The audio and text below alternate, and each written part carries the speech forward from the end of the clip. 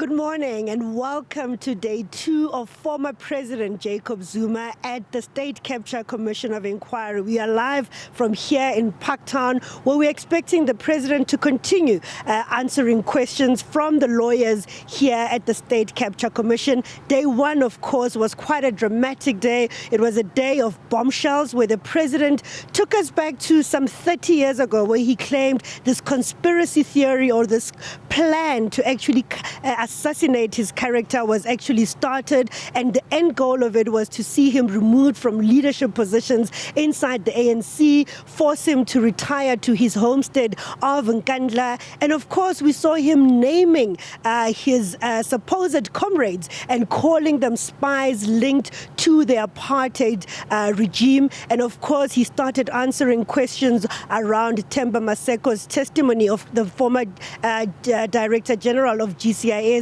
who had implicated the former president, saying that he had called him, basically saying that he must help the Guptas. So today, for now, we're going to be catching up on what happened yesterday, the reactions to the former president's unscripted testimony, and of course, what to expect today. And I'm joined by EWN reporters Clement Mangatela and Teto Matlakwana. Good morning. Morning. Another morning. I think I must give you a moment to reflect on yesterday. It was quite a dramatic day. What stood out for you, Clement? Look, it was very dramatic. For one, I think my expectations were met. We were expecting theatrics coming from the legal team to slam the commission, tell it how unfair it's been. That happened. We did expect the former president to say something, but I didn't expect that monologue would take about 3 hours.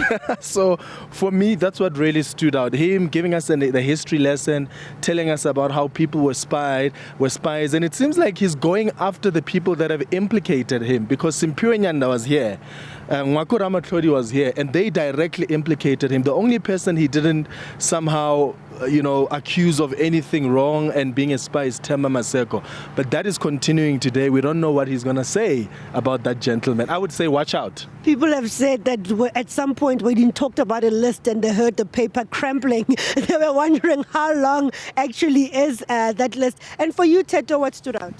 Well, I think it's the same as Clement's most highlights, that he went there and he basically turned the cards around on his accusers. We did briefly touch on that yesterday in our analysis, that he may actually use that as a defense. He may just turn the script around on them and say that actually you are the one whose character has been found to be wanting. But the only problem becomes the timing of these revelations. We've known that he has had all these cards against his chest for the longest time, and we just did not expect that it would be the defense he uses to get out of the line of questioning that is being presented to him here at the State Capture Commission. And also, I think it's important to note that he strayed outside of the terms of reference of the State Capture Commission. So there's very limited scope for somebody like the Deputy Chief Justice Raymond Zondo to investigate any of those claims. And this is in line with what he said and his supporters have been saying. They handed over a memorandum yesterday to the commission saying, expand the scope of this commission, because there's more that needs to be investigated, more than just this Indian family and what they've done. But I also think that the State Capture Commission has a responsibility, but they can also have a mandate to investigate the claims that are made by witnesses who take the oath. And I'm saying that because it's happened before in the past where people who worked in Treasury testified here and they spoke about how procurement processes have been problematic.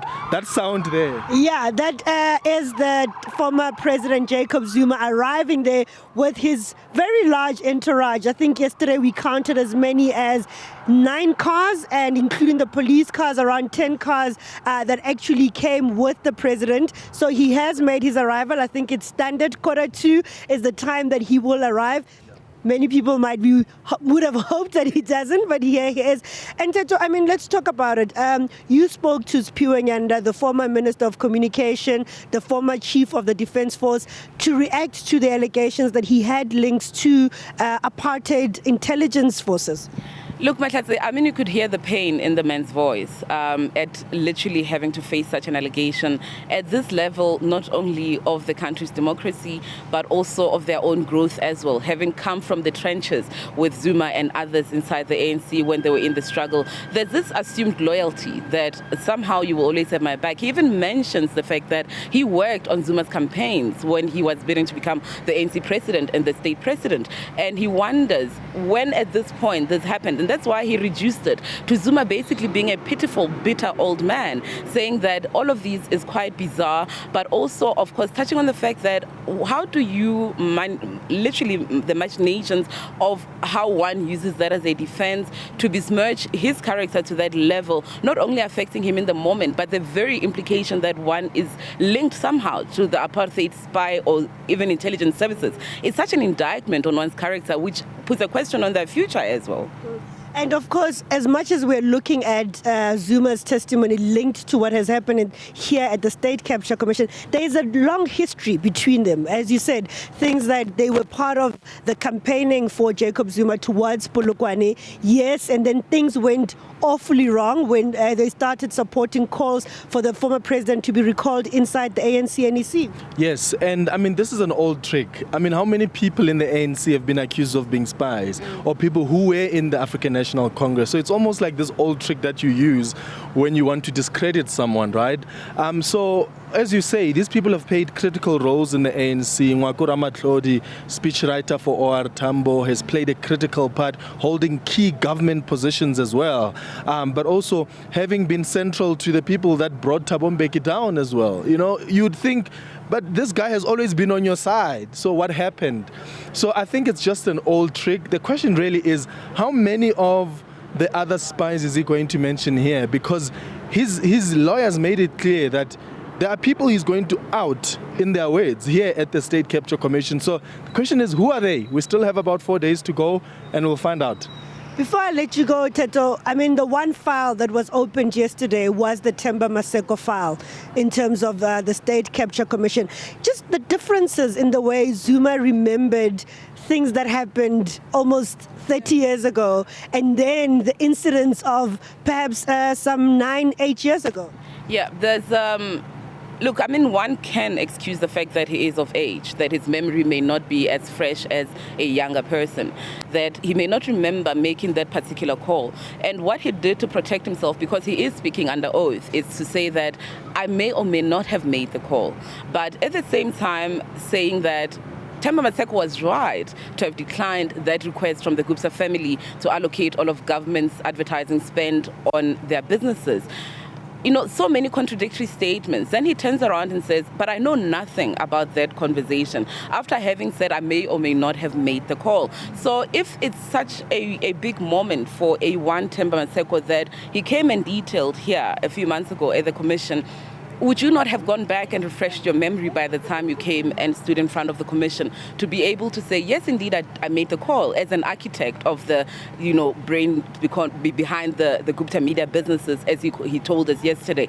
Would he have not tried to somehow support them as well financially? And if he had, he could have just simply said that I had done that within the prescripts of having pitched this to the ANC, of having said that we need this alternative voice because we feel that the mass media is being biased towards us. He could have worked it any other way, but the fact that he keeps protecting himself with just the fact that I could actually not have made it, that leaves a lot of doubt and, of course, is not decisive enough for the Commission to do a lot with.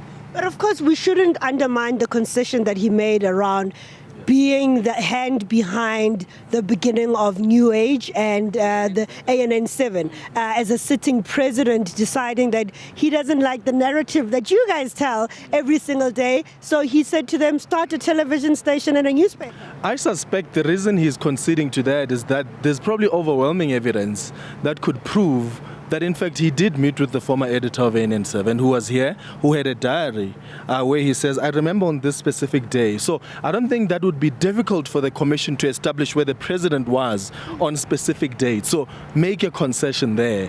But my question is, will the commission go to the extent of maybe getting telephone records on that specific day the time, maybe if Themba Maseko remembers that it was around 4 p.m. Because they've done that in the past. With Bruce Kolwani, they said, here's a telephone conversation of you actually mentioning number one. And then he conceded and said, actually, yeah, I did. So to what extent is the commission going to go to try and force the president to concede to some of the things and force him to just tell the truth? Well, we're going to be continuing with our live broadcast from here at the State Capture Commission. It is day 2 of President Jacob Zuma's testimony before the commission. Just going to let Teto Matlakwana go so that she can prepare to bring you up-to-date updates on what is happening inside. Before we continue, Clement, I just want us to take a look at this video of the former president addressing his supporters after his testimony yesterday. Oh, inde lendlela esihambayo. Oh, inde lendlela esihambayo. When I listened to the evidence that was talking about me, I didn't think there was anything that needs me to come and clarify. Because whilst in the minds of many, when this commission was established, was to find fault within me. But I listened and listened. Maybe some are still coming. I don't know. Because the chairperson of the commission said to me, you may come back.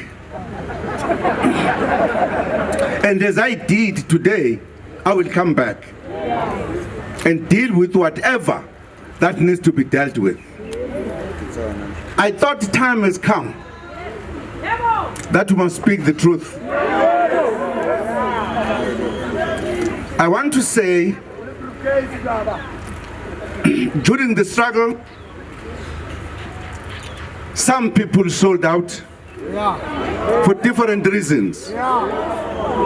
Some were recruited into the ranks of the enemy for different reasons.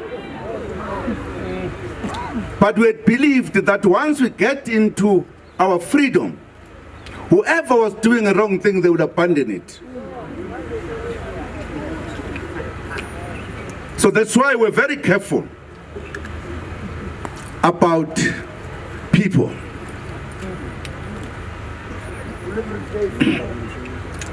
Now, we were thinking those who know they did wrong things, they will stop.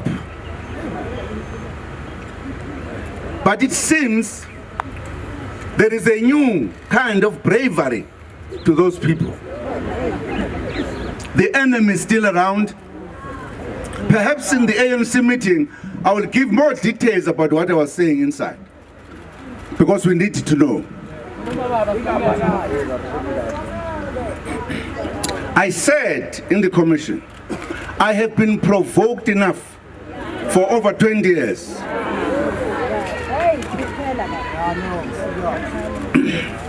And I think that must come to a stop.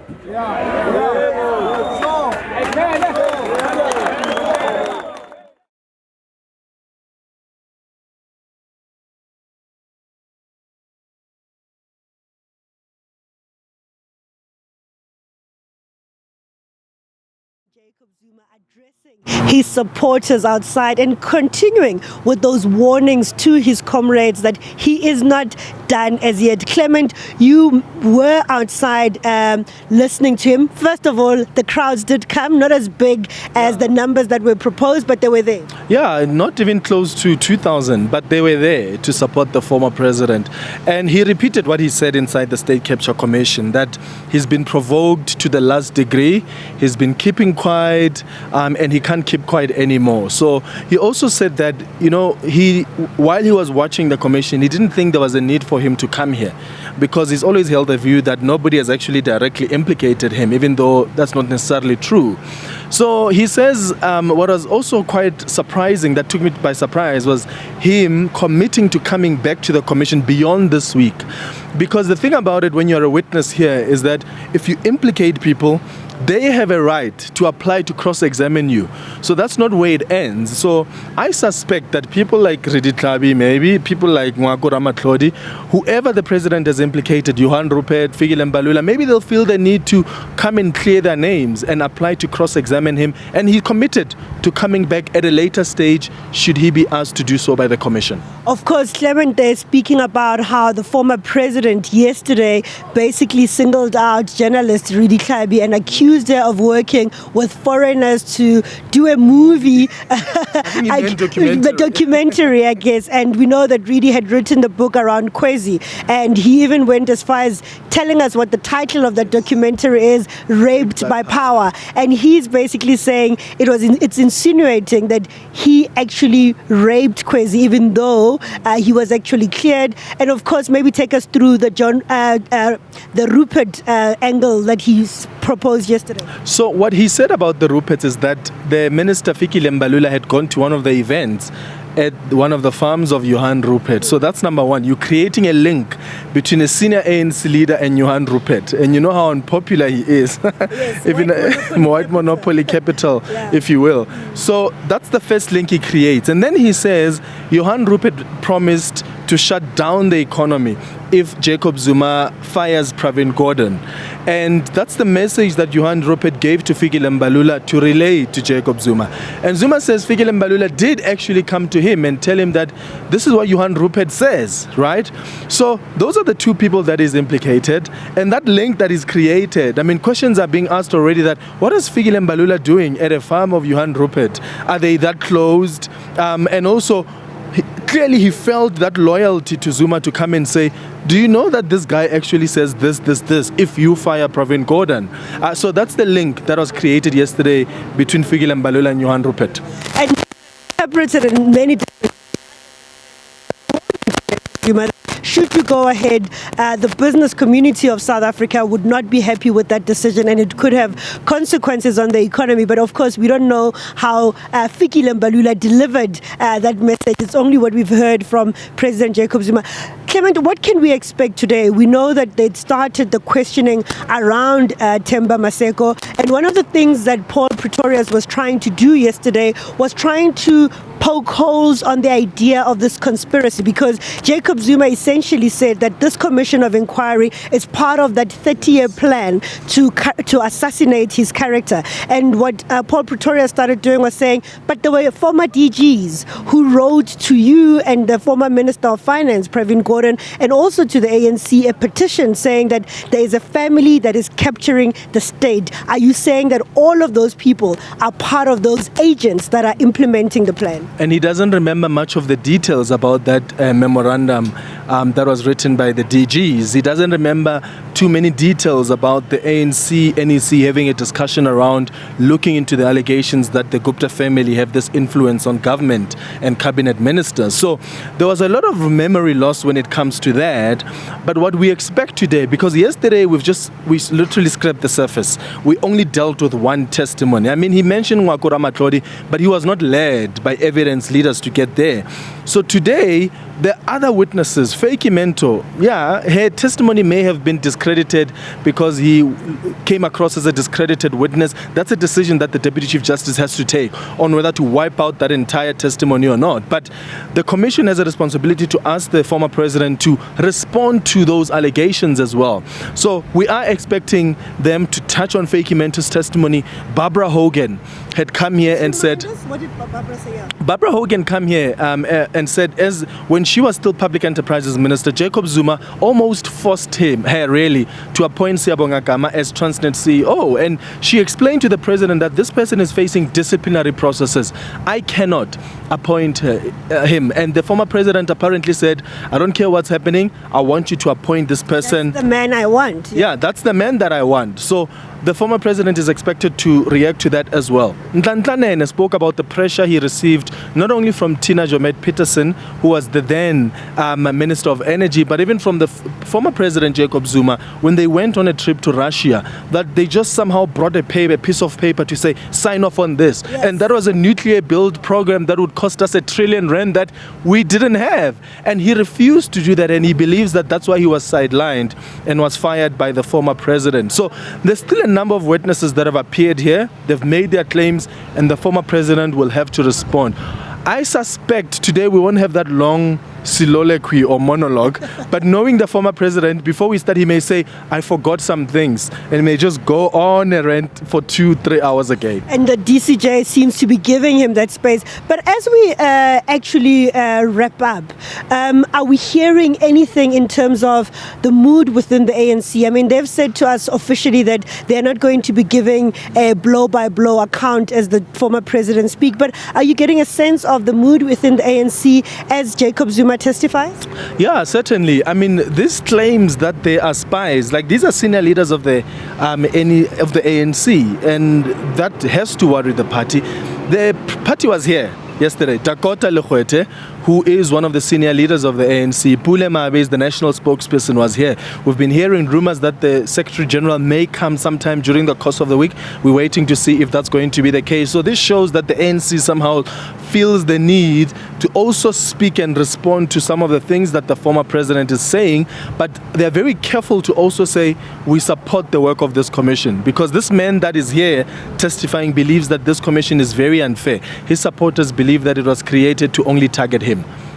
That was, of course, EWA senior political reporter Clement Manyathela, wrapping up there with the mood within the ANC. We also heard, of course, from the likes of Sidney Mofumadi, who came on the radio today and basically explained that he thinks that the ANC should step in and actually call to order the testimony of the former president and defend those that he has named as alleged spies, as this is quite damaging. And he also came to defend Spiwe Nyanda and also Ngwakura Matlodi as tried and tested cadres of the movement. We are now going to be crossing into the room where Judge Deputy Chief Justice Zondo will be sitting, and the former President Jacob Zuma will be continuing to answer questions from the legal representatives of the Commission. Paul Pretorius is, of course, leading the questioning of the former President. That's it for now. We'll be back with you during midday as we update you on the latest from the Commission.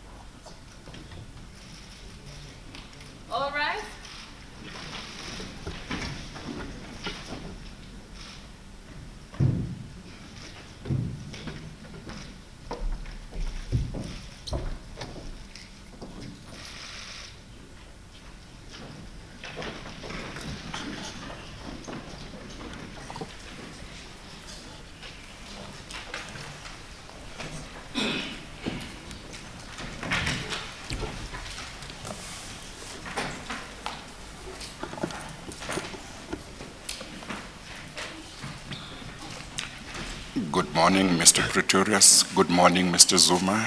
Good morning, everybody. Morning, Chair. Are we ready? Yes, we are. Yes. I need to report back, Chair, in relation to documents. I understand that there is no substantial issue in relation to documents any longer. It's acknowledged that all but 2 documents were received last year. The 2 documents in question are the statement of Mr. Mbalula. No 3-3 was issued in relation to that document, and therefore it was not sent last year, but was sent this year. I will delay questioning on that until the end in order to accommodate my learned friends and Mr. Zuma in relation to possible preparation. The second document is the second statement of Mr. Agrizi, which was also not sent by way of a 3-3 notice because of the consideration that it failed to implicate the President, certainly directly, and I don't intend to ask any questions about that statement as at present advised. Yes. Okay. I think Mr. Zuma wishes to say something. Thank you, Chairperson. I just thought I should put on record something Yes. for us to know. Yes. Yesterday night between 7 and 8, my PA that from the ANC side was phoned by a person she does not know. And this person said, "You must tell Zuma that we are going to kill him. We'll also kill his children, as well as some people around him." So she informed me this morning. And I'm sure, Chair, you recall that I said a lot about how my life has been attempted. But also, my senior counsel, Advocate Skakane, this follows threats that have been made to him, very serious ones as well. In a short while, about a week or so ago, we received that. Putting this on record because later, at some point after the questions, I would like to come back to this issue. Yes. Because I have lost a child, and I now know what happened. So the threat, I can say it has been implemented already. But I would like to come back to that. I just thought for record, this commission must know Yes. that my life and my children, my lawyers are now under threat. Thank you very much. Thank you. Before I say anything, I wonder whether Mr. Skakane wants to say anything. Nothing. Okay.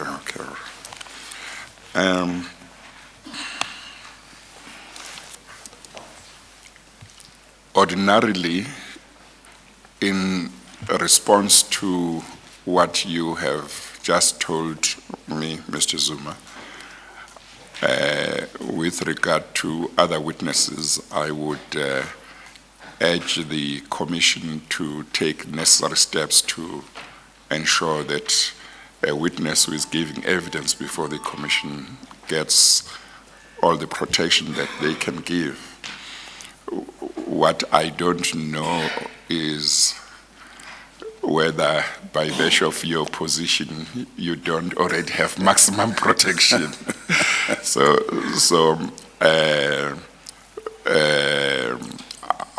I don't know whether there is anything beyond what the protection you get that the Commission can add. I think maybe your legal team could be in touch with the Commission's legal team, because if there is anything that the Commission can do, it should be done. I was simply saying it may well be that the protection that you have is far greater than whatever protection the Commission could hope to provide. But having said that, I just want to say this, that it is totally unacceptable for anybody in our society to want to use violence, intimidation, and all kinds of illegal means when they are unhappy about anybody, because our legal system is such that people can go to courts, can go to the police if they have complaints against other people. It is totally unacceptable that any threats should be made to anybody, and more so when those threats are made to or concerning a person who is giving evidence before this commission. I said similar things some time ago when certain threats were made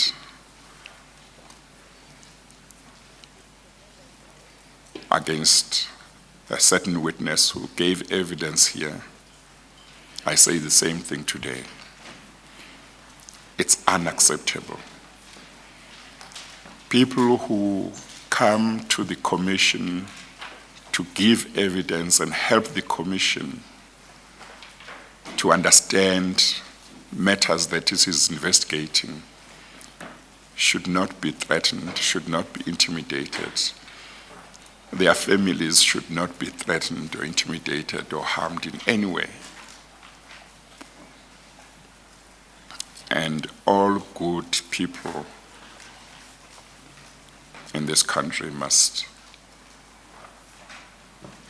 take a stand against the use of violence and intimidation.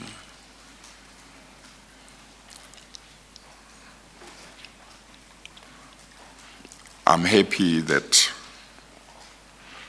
whatever threats have been made haven't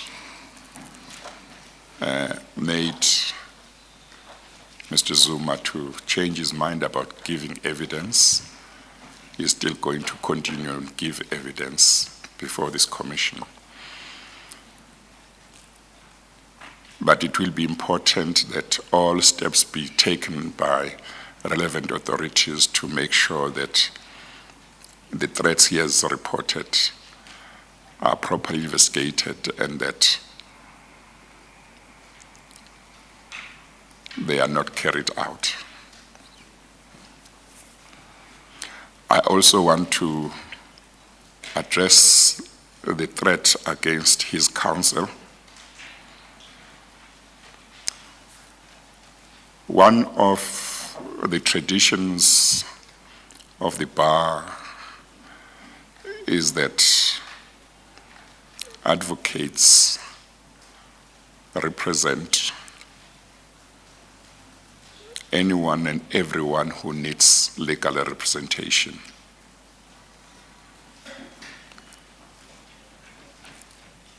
And when lawyers represent their clients, they are just doing their job. And they should not in any way be threatened or intimidated or be discouraged from representing whoever they choose to represent. Everybody deserves to be represented by a lawyer when they are in proceedings, in legal proceedings. And it is important that, as far as possible, everyone should get the lawyer of their choice. So any threats that have been made against Mr. Zuma's counsel or any lawyer is totally unacceptable, because in this commission, I want every lawyer to feel free to come and represent their clients. I would ask that whatever assistance the legal team of the Commission can provide, if Mr. Zuma's counsel needs any arrangements to be made for his protection, that everything be done to assist in that regard. I don't want a situation where a lawyer is supposed to come and represent somebody in this commission is no longer able to come and represent them because of threats. So I thought I would just make those remarks, and I hope everything will be taken care of. But before we proceed, I had meant to just make one remark, and that is that I thought that the proceedings yesterday were characterized by respect, courtesy, and cooperation from all sides.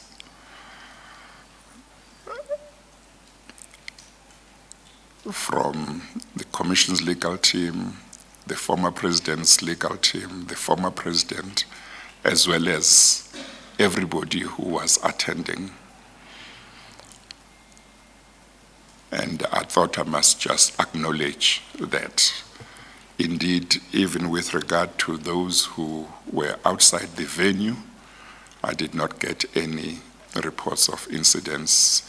The reports I got seemed to suggest that there was a high level of discipline, and I hope that today and in the days to come this week, everything can proceed in that way.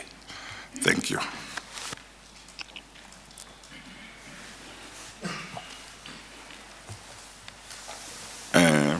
Mr. Zuma, I thought I must also say, should a need arise, as it happened yesterday, to wash hands, please feel free to indicate. Thank you. Thank you very much. Otherwise, the next break will be 11:40. Yes, Mr. Pretorius. Thank you, Chair.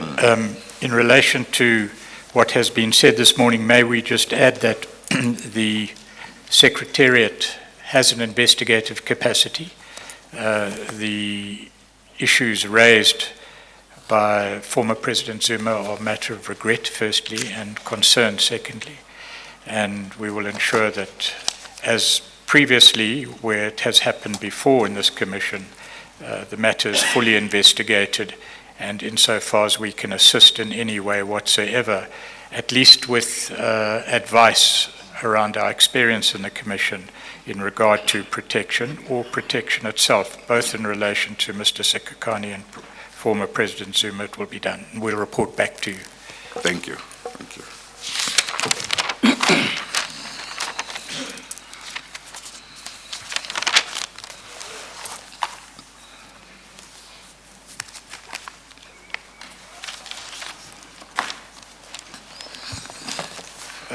Mr. Zuma, we will, with your leave, still be dealing this morning, for a while at least, with the evidence of Mr. Maseko and your response or version in respect of the issues that he raises. And we were on page 7 of the bundle, FP, JGZ 7.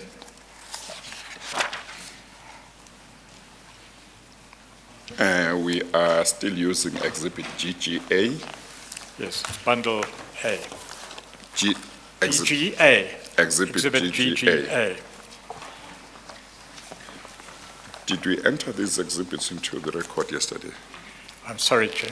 Did we enter these exhibits into the record yesterday? Yes, we did. But there's no harm in repeating for the sake of efficiency, particularly in relation to documentation, Chair, that we're dealing with two bundles. To the extent that we might not have done so, the Liver Arch file, which contains Mr. Zuma's statement, is to be marked Exhibit GGA, and the other Liver Arch file, which has got certain annexures in addition to the annexures that are in Exhibit GGA, will be marked Exhibit GGB. Thank you. Yes, they do not, just a minor point, contain any statement of the former president, but they do contain statements relevant to the questioning this week. No, actually, I think what I said was wrong because it doesn't contain his statement. Correct. I'm going to correct what I said in regard to the Liver Arch file that will be marked Exhibit GGA. It doesn't contain any statement by Mr. Zuma, but it contains statements of certain witnesses, and the first statement on the top is that of Mr. Themba Mveli, James Maseko. And the other Liver Arch file, Exhibit GGB, contains other statements, including that of Miss Barbara Hogan. That one of Miss Barbara Hogan is one on top on the other Liver Arch file. Thank you.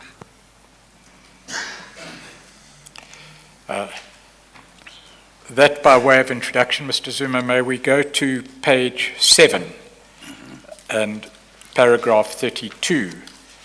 The next... I'm sorry, Mr. Pretorius. Before we do that, Mr. Zuma, I just want to clarify something that your counsel mentioned yesterday. In terms of your ability to read the words in the document, I think he was expressing a concern that they may be too small. Are you able to read? It's fine. It's very difficult. It's small. They are small. I try to strain my eyes, but they are small. It's very small.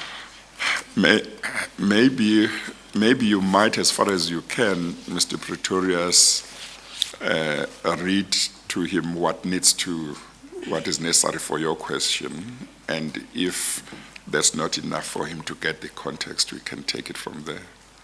In the meanwhile, I'll try and arrange from the Secretariat for enlarged copies. Yeah, okay, all right, thank you.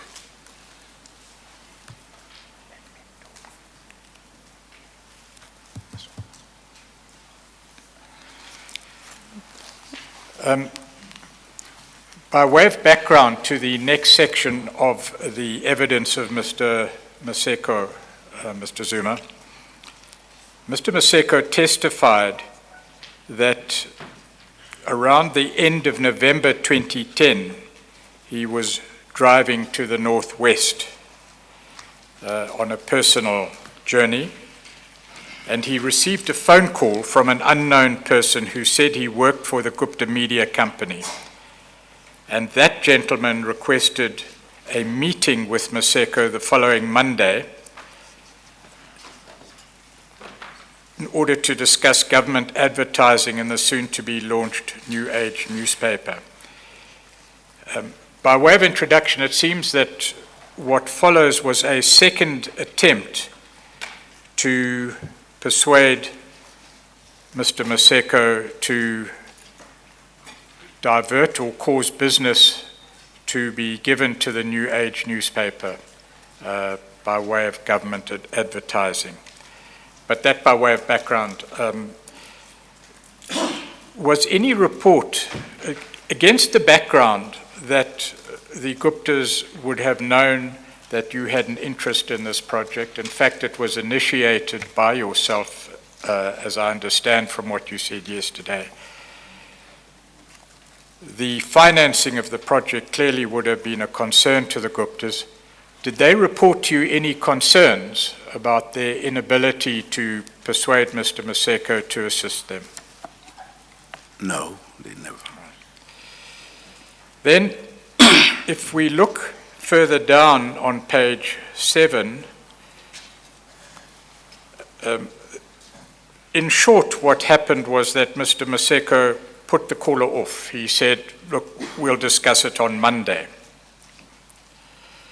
But then an hour later, and I'm at paragraph 35 on page 7, the phone rang again. That's Mr. Maseko's phone. This time it was Mr. A.J. Gupta. He sounded very agitated, and he started the conversation with an aggressive tone. He said, and I'm now over the page on page 8, he said his people told him that I was being difficult. I told him what happened in the conversation with his staff member. Paragraph 37 reads, he, that is Mr. A.J. Gupta, then responded by saying something to the effect that he will not tolerate any nonsense and that I didn't understand what was going on. He said the meeting must happen on Monday morning. It seems that from what Mr. Maseko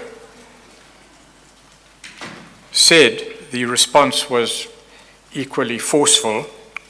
Mr. Maseko says in paragraph 38, I was extremely offended by what was going on and the manner in which he spoke to me. I told him he had no right to give me instructions as he was not my employer. His response was that the meeting must no longer take place on Monday morning as they had initially demanded, but should happen the following morning, which was a Saturday. I told him how ridiculous his demand was and that I was out of town for the weekend. He insisted that the meeting will take place on the Saturday morning. The evidence of Mr. Maseko continues then in paragraph 39. Mr. Maseko says, I told him in no uncertain terms that I will not be spoken to in that manner, nor dictated as he was attempting to do. In the process, and reflective of my annoyance at an attempt to improperly bully me as a government official, I also used an expletive.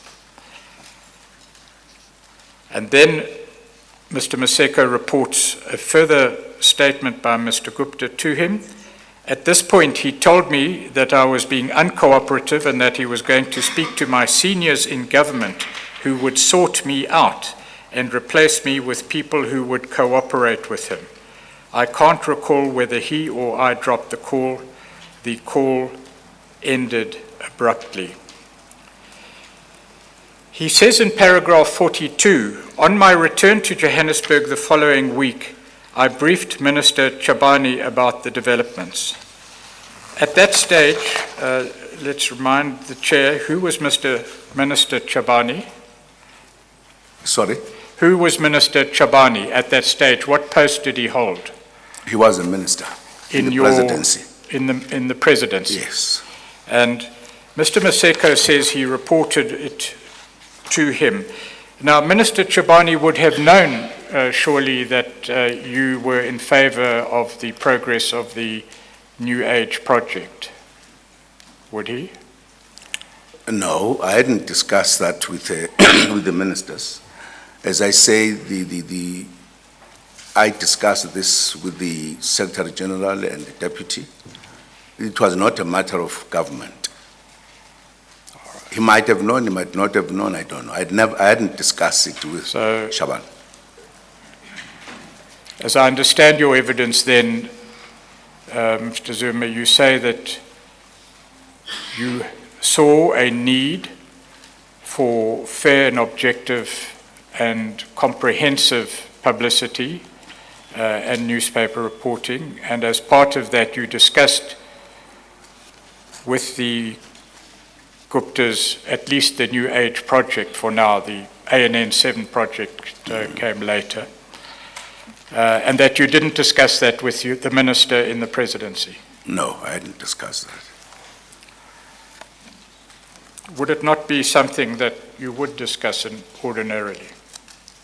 Sorry? Would it not be something that one would have expected such a thing to be discussed with the minister in the presidency if it was a matter that concerned you as president? No, this was not a government thing. This was done by business people out there. Was it a private arrangement, not government? No. I never said government was involved here. Right. I think I made the point very clear. I informed the Secretary General and Deputy Secretary General because they are ANC. This had nothing to do with the government insofar as our discussions were concerned. Right, so if I may understand, then your interactions with the Gupta family, certainly insofar as the New Age newspaper and its establishment were concerned, was done in a capacity other than a government capacity, not as president. I'm not sure what Well, not as head of the executive. You say it had nothing to do with government. No, why I'm saying so, because we are asking a question as if I should have discussed it Yes. with the minister. Yes. No, so I'm saying the minister, that did not feature in my activities, as I say. Yes. Because this was not a government project. Yes, that's as I understand it. Yes. So how would you categorize the project then? Private? Party political? No, this was a private project yes. by business people. Thank you. I think what he may be seeking, Mr. Zuma, is to establish whether from your side, when you were speaking to the Guptas about this project, you were speaking to them just as a private citizen or as president of the ANC, because I think it's clear from what you have said, you were not speaking as when you spoke to the Guptas about the New Age project. Oh, yes. Yeah. Yes. I think what Mr. Pretorius is trying to establish is whether from your side you were speaking to the Guptas about this project in your personal capacity Yes. or in your capacity as president of the ANC, because you have made it clear it was not in your capacity as president of the country. Is that correct? I discussed with them Yes. from a personal capacity. From a personal capacity. Yes. Yes, thank you.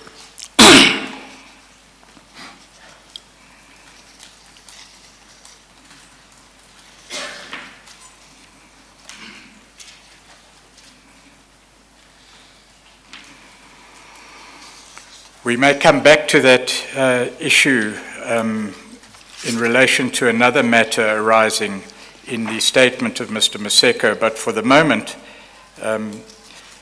what is apparent from the statement of Maseko, Mr. Maseko just read to you, is that the Guptas were, to put it mildly, quite forceful in their request or demand to Mr. Maseko. That so much is apparent. Do you agree?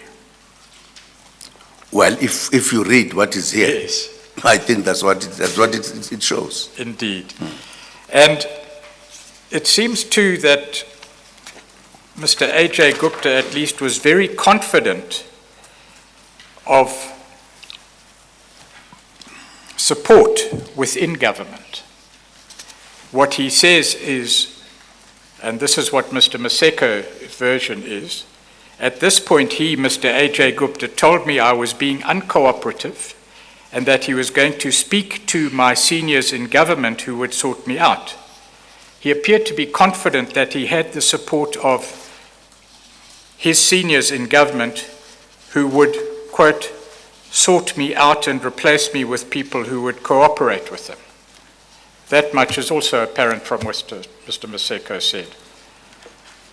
That now would, as far as you are aware, insofar as the project is concerned. Do you know whether Mr. Gupta was justified in saying that he had government support?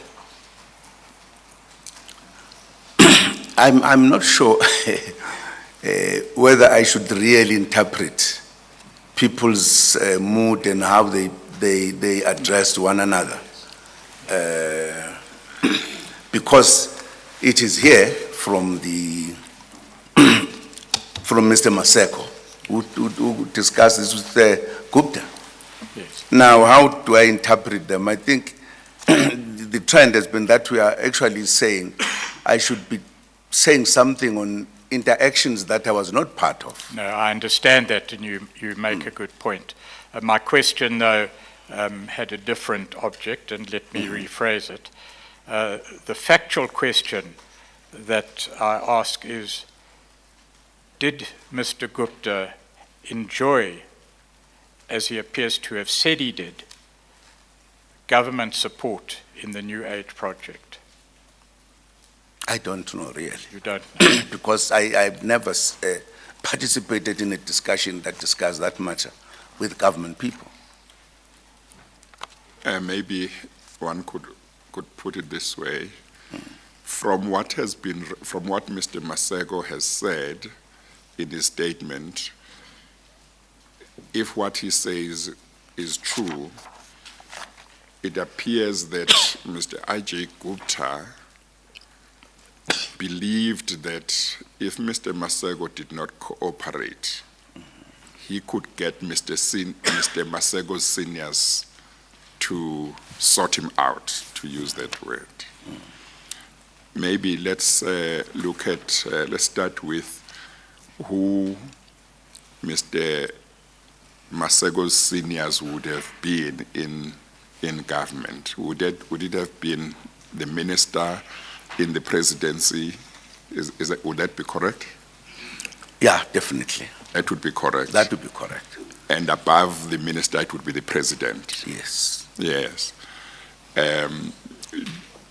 Is there anything you know which would have made Mr. Ajay Gupta, if what Mr. Maseko is saying is true, which would have made him believe that if Mr. Maseko didn't do what he wanted him to do, he could talk to Mr. Maseko's seniors to sort him out? Is there anything you know on the basis of which Mr. Ajay Gupta could really say that? No, I don't know. All right. He goes on, Mr. Zuma, on page 9 in paragraph 43 to say, "This matter was of great concern to me, especially when I started receiving complaints from heads of communication from other departments complaining that they were being harassed by people from the New Age newspaper who were demanding either meetings or advertising budgets." Do you know anything about complaints of heads of communication from other departments complaining of harassment at the hands of the New Age newspaper? No, I didn't get that. Right. But again, it's evident that the New Age project under the Guptas, if Mr. Maseko's evidence is accepted, was being vigorously pursued. Mm-hmm. Did they ever report back to you on this? Did you have meetings with the Guptas about the progress of the New Age project? Well, from time to time, they briefed me. Right. And would they have briefed you about how the financing of the project was to be achieved? It would seem a fairly reasonable assumption to make. No. No. What did They were just brief you briefing about? me on the progress they were making. And what type of progress would that have been then? Establishing that business, the newspaper, as it were. But you say not the financing. No, not the financing.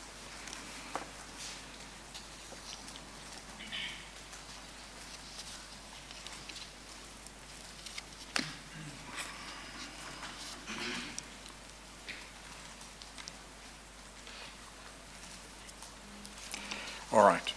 The next section of the evidence that we would like your comment on, Mr. Zuma, is under the heading, My Exit from the Public Service. Maybe before that,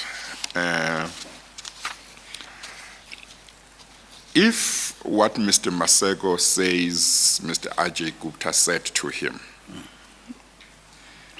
namely, I will speak to your seniors to sort you out, and bearing in mind that you have indicated that Mr. Maseko's seniors would have been the minister in the presidency, and above the minister it would be the president. If what Mr. Maseko says Mr. Ajay said is true, would you agree that then Mr. Ajay Gupta would have been abusing whatever relationship or friendship he may have had with Mr. Maseko's seniors in order to try and get government work? Well, I wouldn't be able to answer the question correctly because I really don't know what made Mr. Mr. Ajay to say that. The senior, that on operational matters, the immediate senior and who deal with all of these things would be the minister, not the president, be the minister. That's why Maseko would go to the minister and report the kind of treatment that he has got from an individual. And it ends there. I'm just making a point that you can't have the president participating in those kind of discussions in all departments. But are you not able to say, we don't know Mr. Ajay Gupta's version. It might be different from Mr. Maseko's version. But that is why I say, if what Mr. Maseko is true, are you not able to say, if what Mr. Maseko says was said by Mr. Ajay Gupta is true, that would have been improper? Yes. Are you able to say that? No, I'm able to say so. Okay. Absolutely. Okay. You did say, Mr. Zuma, that these sorts of matters would not be discussed with a president, but you have also said the matters were indeed discussed privately. Yes. Some matters were discussed privately. Yes. So I said so. The Guptas might have felt free to discuss these issues with you in your private capacity, as you've already said. If they discuss anything with him, we did not discuss the operational things.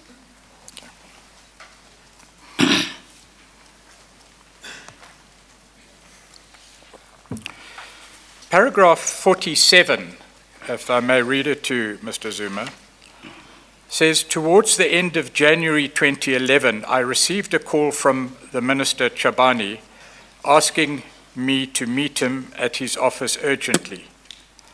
I met him at his office the following morning. At the meeting, he advised me that he had been instructed by the President to redeploy me or terminate my contract henceforth.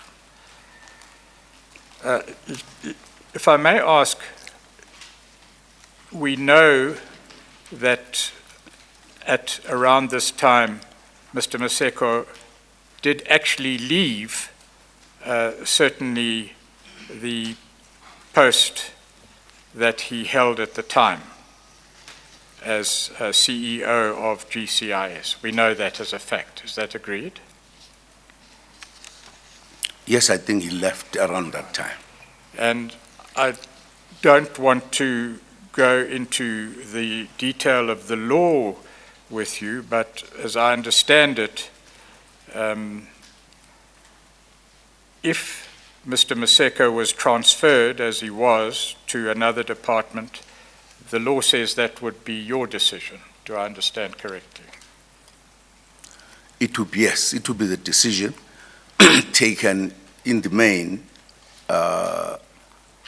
between what would have happened. The minister would have briefed the president because the DGs are actually deployed by the cabinet. That type of a report will therefore be given to or reflected in the government, but the ministers would have discussed that with the president. They come because of whatever to say, Mr. President, this is what I'm doing. And if the president thinks that this is unfair or whatever, would say, but why? They'll have to explain. If the explanation, at times the explanation might not even be satisfying, but if the minister says, look, I just can't work with this DG, it happens all the time. You can't force the minister. So say, okay, proceed, and then follow the process. So in the ordinary course, as required by law, you would have participated in any decision regarding a DG in the Department of the Presidency? In the Presidency. Just repeat, I don't know whether I'm getting you. Just repeat the question, I think. We dealt with this matter yesterday, but it's as well to clarify, Mr. Zuma. As the head of GCIS, Mr. Maseko worked in the Department of the Presidency, correct? Yeah. Which fell under yourself at the time. And the minister then was Minister Chabani. So in any decision about the termination of service of Mr. Maseko or in relation to his transfer, you would have been consulted. Definitely. Right. Not just by the minister in the presidency only. All ministers. Right. Okay. All ministers. Okay. Well, Mr. Maseko's evidence is that Mr. Chabani told him that he had been instructed by the president to redeploy me or terminate my contract henceforth. What do you say about that statement? No, I never instructed the minister to do so. Did you discuss the issue with the minister? No, the minister discussed the fact that he would like to transfer Mr. Maseko. Did he say why? Well, I think there was an issue between the two of them. I can't remember the details. Like all ministers, he would come for us to be able to either agree so that an action is taken, not to discuss, if at all there were issues which were necessary to be said, because it's a big decision, he will indicate that. That is because of this and that. Or because... Just finish before I say something. Because either we can no longer work together, or because we don't agree, or because I think I don't need him anymore, whatever. The discussion would, because he can't take a decision to change the DG without, because that is not his decision. Well, I think with the time that we are talking about, when Mr. Maseko was moved from the position of CEO of GCIS and was moved to be Director General of the Department of Public Service and Administration, was around 2011, end of January or thereabout. Have you got a recollection of how that happened? I've got the picture of how that happened.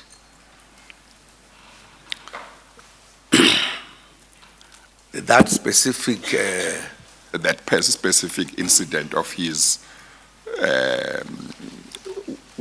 whether one can call it a removal from GCIS to Public Service and Administration, or a transfer from GCIS to Public Service Administration, Public Service and Administration. Do you recall how that occurred?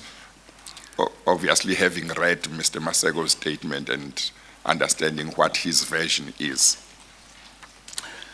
Well, I don't remember exactly, but I know that there was a bit of shifting of the DGs around that time. Yes, yes.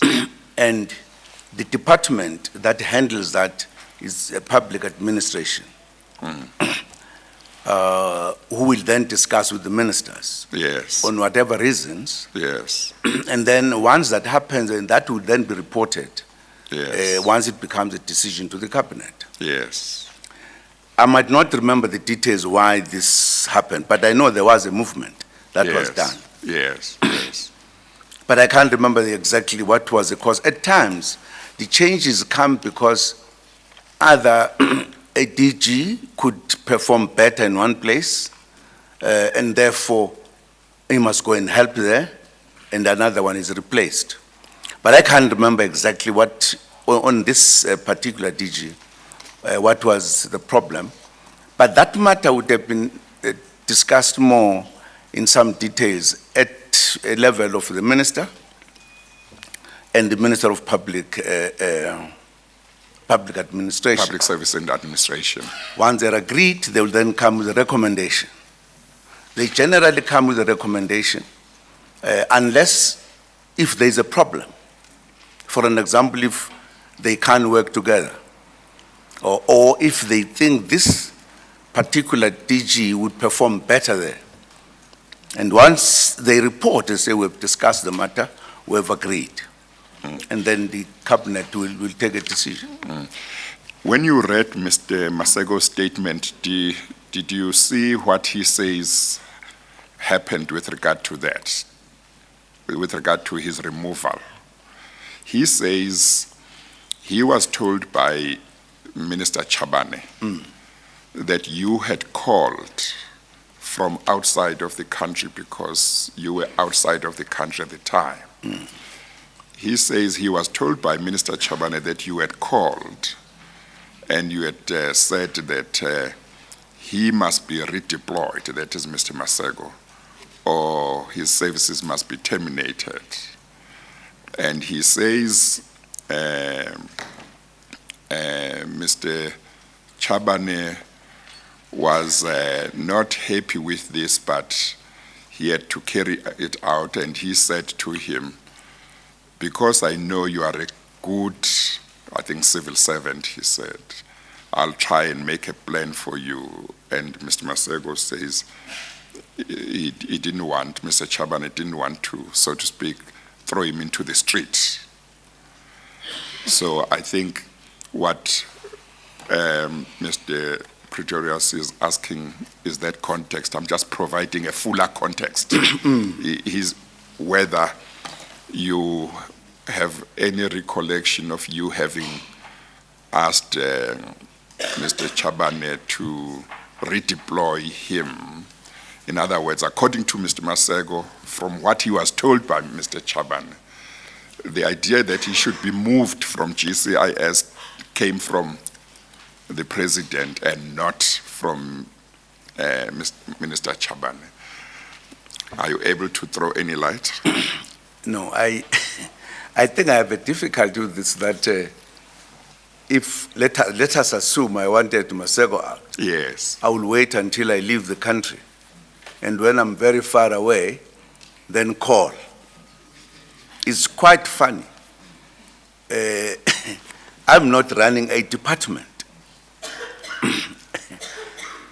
Why would I have not talked to Minister Chabane when I was here? Why should I wait until I go? It's a little bit fishy. Now, I don't want to make a point, but I can make a point because this commission has experienced this. At times, people use the names of the president. I'm sure you had a witness here. Yes, last week. Which said he was lying. He'd never had any instructions from the president. I'm sure that could happen with the ministers as well. If the minister is finding it difficult to say to the DG, I'm now saying go, and use the name of the president. Because I don't see why I should leave the country. only when I'm abroad, then I must attend to this issue. It's a little bit strange and funny. And I never phoned Chabane about this DG when I was abroad, not at all. Yes. Chair, there's a request to address you. Thank you. Mr. Skakan. No, Mr. Oh, I'm sorry. However, I'm sorry. Yes, I'm sorry. Yes, Mr. Zuma. Chair, we, together with just the legal team, we have a duty to raise concerns Yes. when we see a development in the manner in which our client is being cross-examined. Essentially what is going on now Yes. is that Mr. Pretorius is cross-examining Mr. Zuma. He's cross-examining about issues we are not clear about insofar as the terms of reference are concerned. We, as you recall, Mr. Chair, Mr. Zuma has read this affidavit. We have read it. We took the view that it does not implicate the president in any of the terms of reference that this commission is about. That is the attitude we took. Now, of course, in your discretion, you decided the president should come and address and take and give his version of events. What is going on now is not Mr. Pretorius assisting Mr. Zuma to give his version. What he's doing, he's cross-examining him.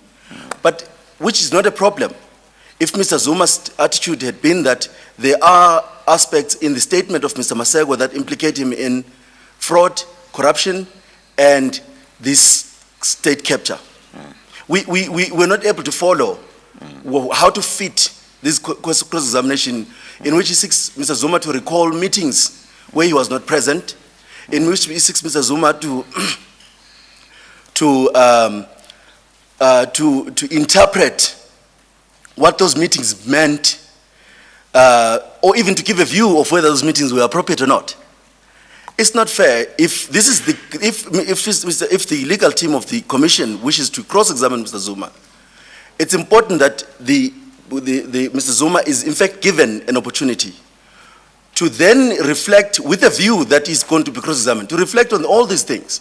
Because you say, the rules of the commission say, you look at an affidavit that implicates you or that mentions your name, you make a judgment call on whether or not that the allegations made in that affidavit are of a nature that fit within the investigative powers of the commission, fraud, corruption, and state capture. Now he's being asked to recall phone calls and meetings where he was not present, and to interpret what those meetings would mean. We think it's unfair. Because what essentially it means is this. If he cannot say, for example, that he thinks that the meeting between Mr. Gupta, IJ Gupta and Mr. Maseko was inappropriate, then you must read something into it. It's not right. If the commission rules, for example, that this line of questioning is the correct line of questioning that must be adopted, it's no longer it's cross-examination. You're trying to prove that Mr. Zuma's private conversation were somehow relevant to his public interaction or his interaction with the Guptas in public. Give him an opportunity to then look at this with a view that he's going to be cross-examined, and then he can prepare adequately for cross-examination. Not what is not this. This would say, in our view, in our assessment as lawyers, is cross-examination for which a witness ought to have been given a fair opportunity to be told that if you are not going to for example, respond to Mr. Maseko, you may nonetheless be called and be cross-examined on what Mr. Maseko says. He is being cross-examined on what Mr. Maseko says. How can the president be expected to remember meetings where he was not there? Phone calls that occurred years ago. I don't recall phone calls that happened last week. Now, Mr. Zuma must recall conversations that he had with Mr. Maseko years ago and what they may have meant. I think let's be fair and stick to what this commission is about. The terms of reference, bearing in mind that Mr. Zuma's assessment of this affidavit is that it does not implicate him in fraud and corruption. If the Commission's view is that it does, let them put those questions to him. Not ask him to remember meetings if this affidavit is anywhere says that Mr. Zuma was corrupt in A, B, C, and D, then he must put that to Mr. Zuma, because that is exactly within the terms of reference that this commission is about. This line of, we do this often, but we do it to opponents to witnesses whom we are cross-examining. Not witnesses who are supposed to just inquire about information, because we expected that the commission would be asking for clarity on certain things. Not pose questions that amount to cross-examination. That is what that's what we thought we would bring to the attention of the committee. Incidentally, we wanted to do that in chambers. Yes. But we thought, no, actually, it's probably apt to bring it to your attention now, yes. so that if there is a need for us to then regroup and determine how we deal with it, then we deal with it. Because if Mr. Pretorius wants to continue with cross-examination, we waited yesterday because we realized it was actually cross-examination. But we said, no, maybe later on we will see an approach that seeks to establish facts. If Mr. Zuma says, I don't remember that meeting, that should be the end of the matter. Why should it then be asked, oh, but you would have discussed this privately? Where is he taking this to? Terms of reference. In the terms of reference. Let's be loyal to the terms of reference. Thank you. That's what we want to put.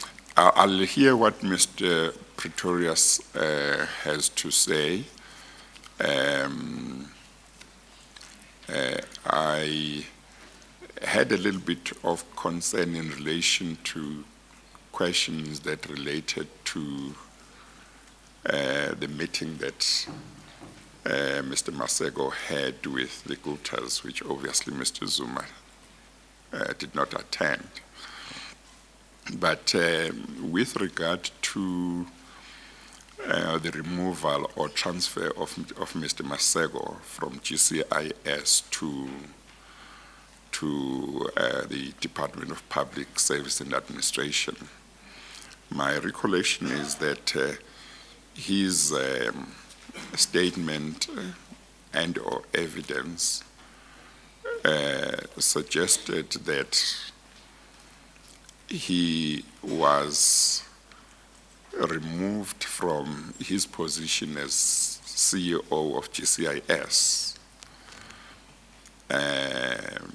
because he did not cooperate with the Guptas, and that he was told that by the Minister Chabane that was at the instance of the former president. That's my recollection of what he said.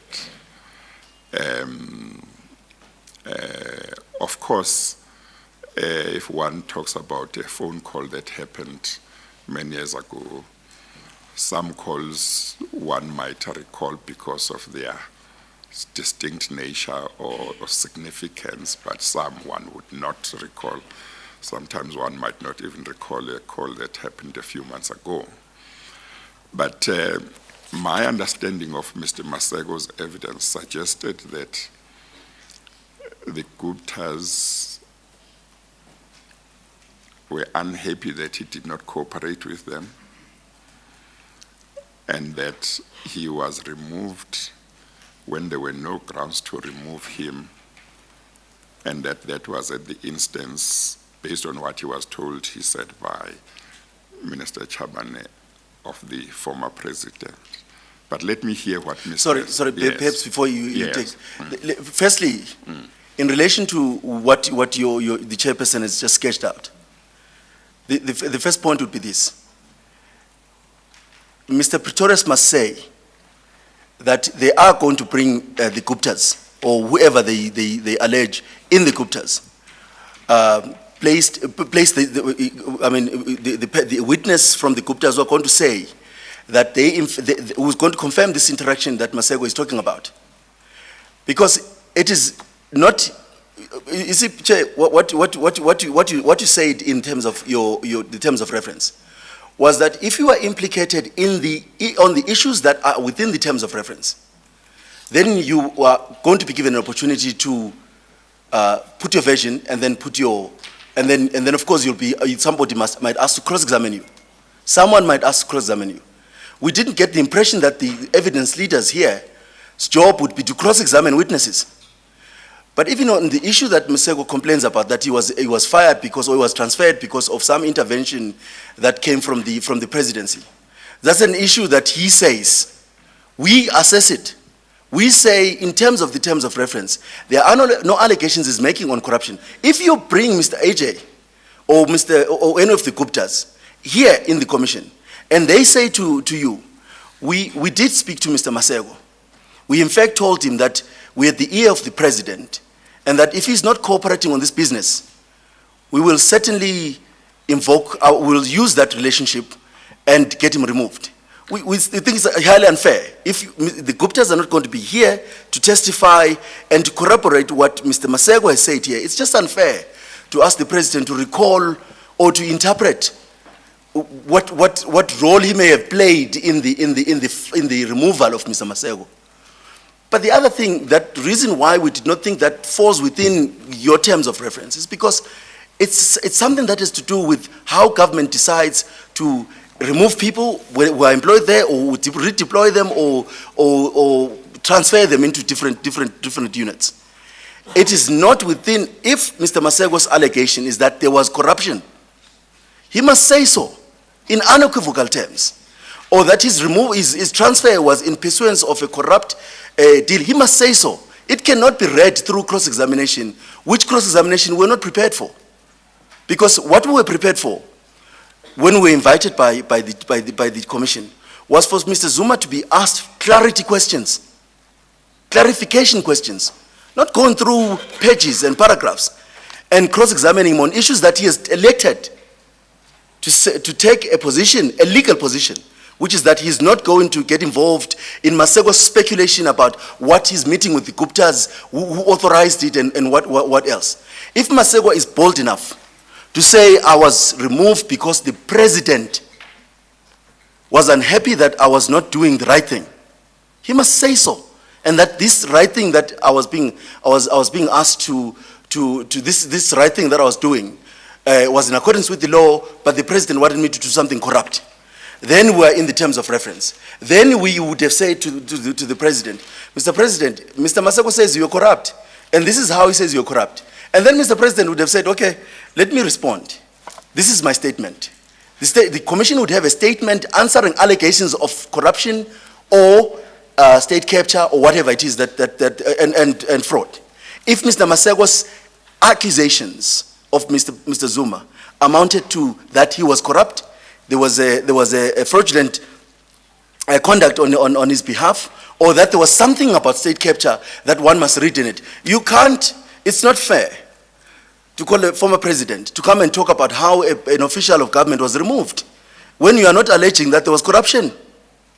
Please make the allegation that there was corruption, and then let the president deal with that, or that there was fraud.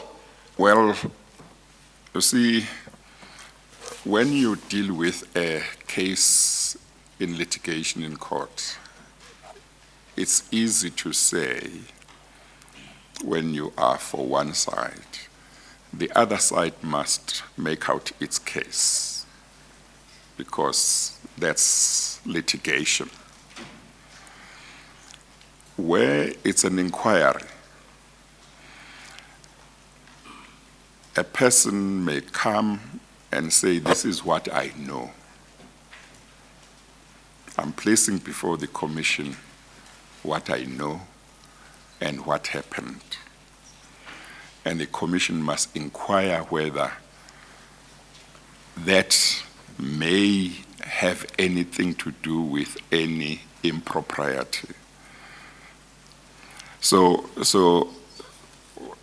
while on the one hand there must be fairness, there can be no doubt about that, but one also needs to understand that unlike in litigation where one is able to say, well, that party must make its case clear in the pleadings and in the affidavits, in an inquiry you have a situation where people say, I'm only here to say what I know. What you make of that in terms of your inquiry, whether you think it's relevant or irrelevant, but this is what I am here to say. So one has got to look at all of that. But with respect, I understand that, Chairperson, Yes.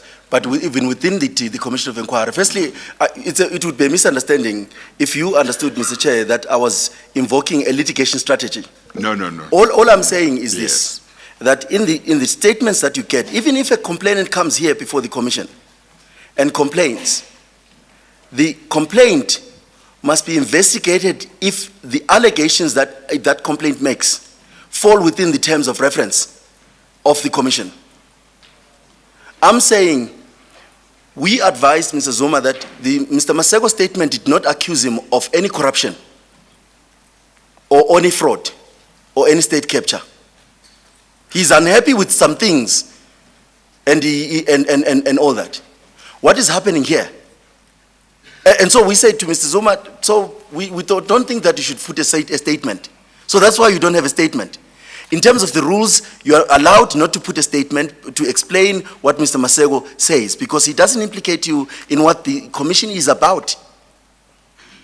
So Mr. Zuma decides he's not going to put a statement. That is what he has done. But what has happened here is that having taken advantage and used the full right he has in terms of the Commission rules, not to respond to a litigant or to a witness who makes allegations that don't amount to corruption. What is happening here is just not what we think should be happening.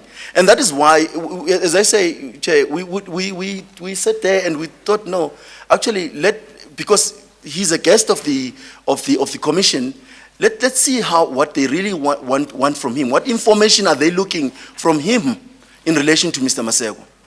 Does he make the allegation of corruption, fraud, and state capture against him, for which he should be called to answer? And that's why we're anxious with these kind of questions. In this kind of forum, a lot can be read from the questions that he reads and from the answers they get.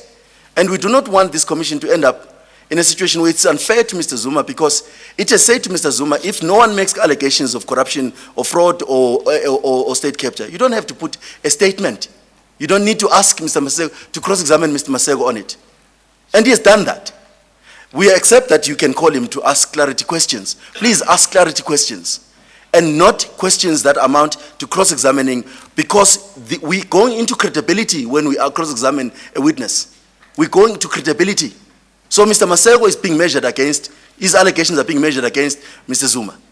And we want to be sure that that is not something that they're trying to invoke the credibility of the witness, and whether he can be trusted for his recollection of what Mr. Maseko says.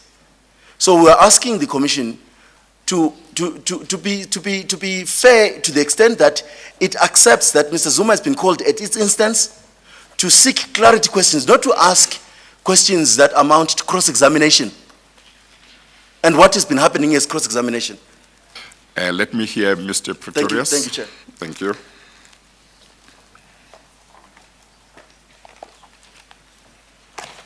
Thank you, Chair. I don't want to enter into a long debate as to what questioning is and what cross-examination is. Safe to say that there is no pleaded case or charge sheet which we are seeking to validate, or sections of which we're seeking to prove through our questioning. So insofar as it may be alleged that we are seeking to question, to prove a particular pleaded case in a civil matter or a particular criminal case as represented by a charge sheet, that is simply not correct. What we are doing is affording Mr. Zuma a full opportunity to deal with all the factual evidence that Mr. Maseko led, and indeed the implications of that evidence. And it would be grossly unfair to Mr. Zuma not to allow him that full opportunity to deal with what might have been said by Mr. Maseko, and also what might have been intended by him to have been conveyed. And once Mr. Zuma has dealt with it, as he is dealing with it, I really don't see that we are traversing any rules, but insofar as we are, Chair, you will no doubt pull me up and guide me accordingly, and I'm quite willing to accept such, obviously, such intervention by yourself. The second point is in relation to our assumed obligation to call the Guptas to corroborate Mr. Maseko before questions can be asked. I'm not sure that it's correct at all to say that you can't ask questions about the evidence of one witness until it's been corroborated by another witness. One needn't deal with that issue any further. Thirdly, terms of reference. I understand the argument to be that unless there's a direct allegation of fraud and corruption against Mr. Zuma, we're precluded from entering into this arena. May I just highlight paragraph 1.1 of our terms of reference, which just says, whether and to what extent and by whom attempts were made through any form of inducement or for any gain whatsoever nature to influence. The improper influence of members of the National Executive and the improper influence of Mr. Maseko falls squarely within our terms of reference, and it is only fair to Mr. Zuma in these circumstances to ask him what he knew, if anything, about him, to enable him either to distance himself as he has to date completely from that undue influence, or to admit that I did have, because I was in support of the project. It's not unfair to ask Mr. Zuma those questions so he can give his version as to what the import of the evidence of Mr. Maseko might be. And Mr. Maseko's evidence, which we were dealing with now, which gave rise to the objection, at least the timing of the objection, is particular in that what Mr. Maseko says is that following in the context of Mr. Maseko's failure to accede to what may well be argued improper influence, he was fired.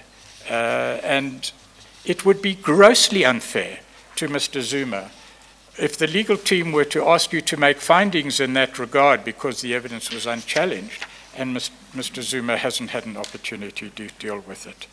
Let me deal with another term of reference, 1.6.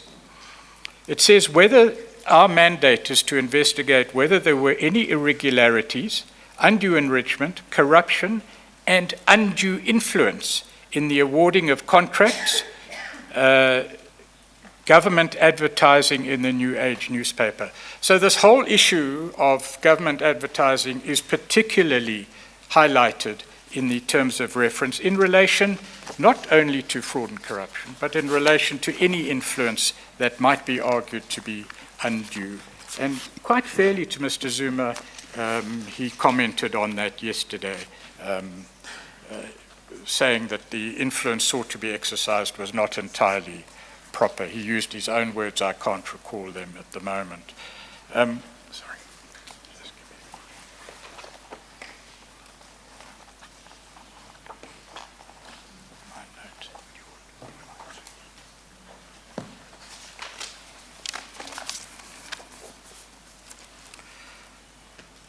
So basically, all one needs to do for the moment and going forward is, in fairness to Mr. Zuma, put to Mr. Zuma the import of what Mr. Maseko has done. I don't have far to go at all, and I submit the line of questioning has been not only proper but necessary in order to ensure that in relation to all the evidence, its import, Mr. Zuma has a fair opportunity to deal with it. I have never said to Mr. Zuma, I put it to you, as cross-examiners who've featured prominently on TV in the past have done, that you are wrong and this is the version that we seek to prove.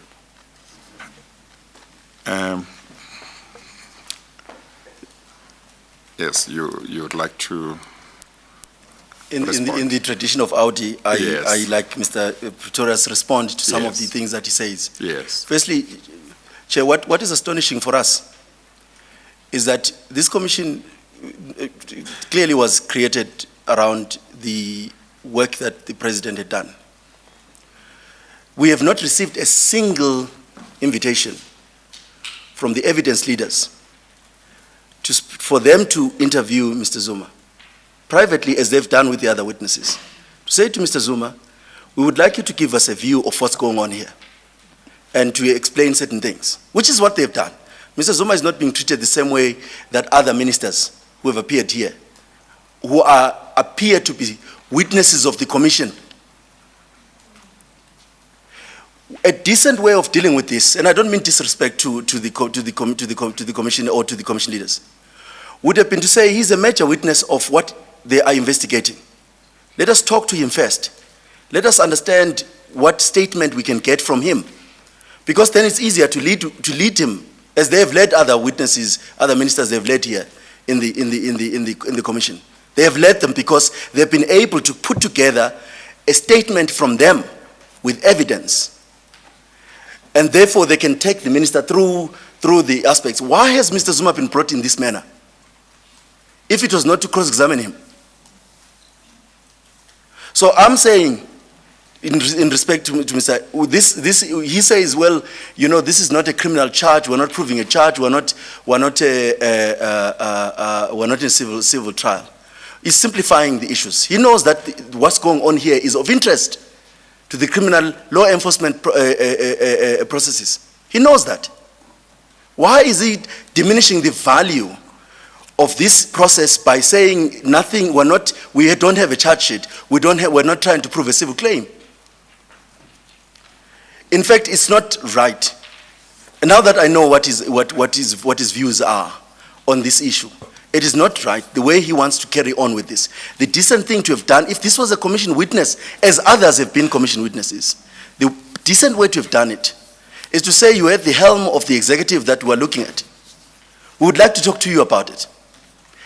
They address a letter to Mr. Mancha. Mr. Mancha would say, okay, guys, we'll talk to the president. You come and see him at Nkandla. He will tell you exactly what you want. They then create a statement, as they have done with other ministers. Why have they done it this way? So I'm saying, yes, let's be fair. In fact, when he says it would be unfair to Mr. Zuma, that's really a statement that I think should not be dignified. Because what is fair to Mr. Zuma is to be treated in accordance with the spirit and the purpose of this commission. It is not in the spirit of this commission to come here and to say, well, it's in the terms of reference that you can investigate anything.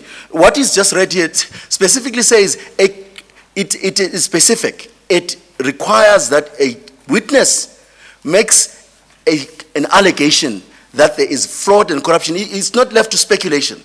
And in fact, they could have sorted out most of these things that they're asking now if they'd done what they'd done with the other ministers. If they'd gone to him and said, look, I mean, we now are in the middle of a commission you established. We would like to hear what you say about some of the things that have come up. We'll then do a statement, and then we're going to bring it to the commission, and then we're going to lead the evidence, not cross-examine you. So what are we meant to do with this? It's not right. We would suggest that you seriously consider that proposal of asking them to talk to him about the things that they want, to then make a statement, if they want to make a statement, and then to lead him properly. This is cross-examination, and his legal team, we cannot sit there and he can say whatever he wants to say. A cross-examination question is not practice, and he's more senior than I am. It's not practice that you say, I put it to you. That's not how we identify whether this is a cross-examination or not. The fact that it doesn't say, I put it to you, doesn't mean that the question is not a cross-examination question.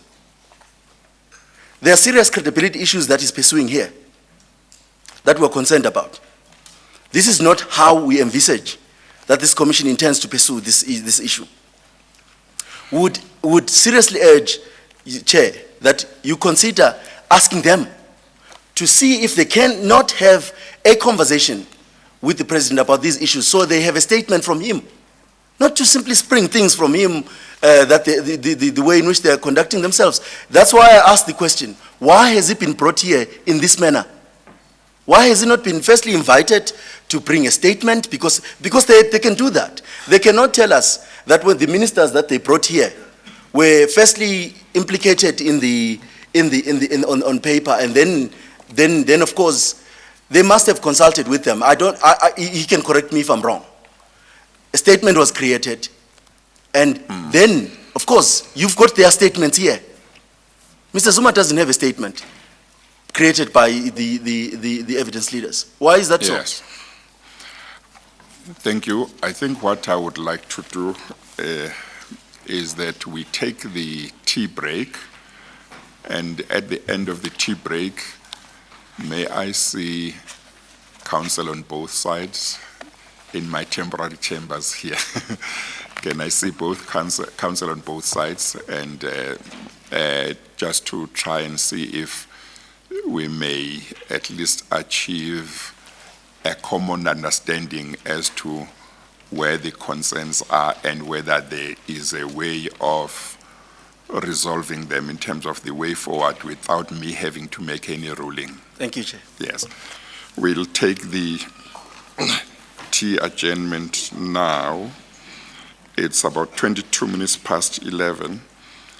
I think let us aim to resume at 12 to give ourselves time for tea and time for the meeting that I must have with counsel on both sides. Thank you, Chair. We adjourn.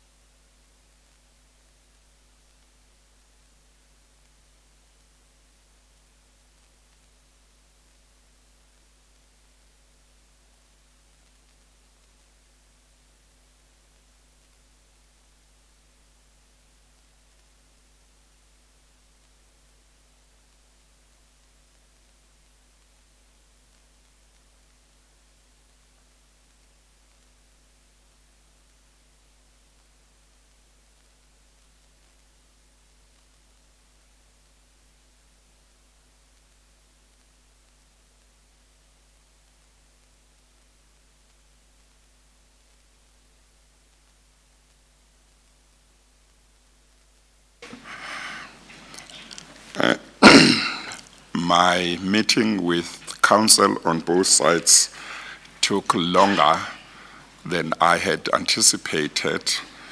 That is why we were not able to resume at 12. However, I'm happy to say that the meeting that I've had with counsel from both sides has been a very constructive and fruitful meeting. The discussion that I had with counsel from both sides has resulted in an agreement that I do not need to make any ruling on the concerns or objections that had been raised. A way has been found to try and minimize any prospects of any feeling of unfairness. Counsel for the former president have indicated that they do not wish to be seen as if they are obstructive by rising very often and raising objections whenever there might be something that they are concerned about. They have said that they wish Mr. Pretorius to be able to ask questions without having to look over his shoulders whether they are rising to object or not. It's been agreed that because they do not intend to do that, I will try and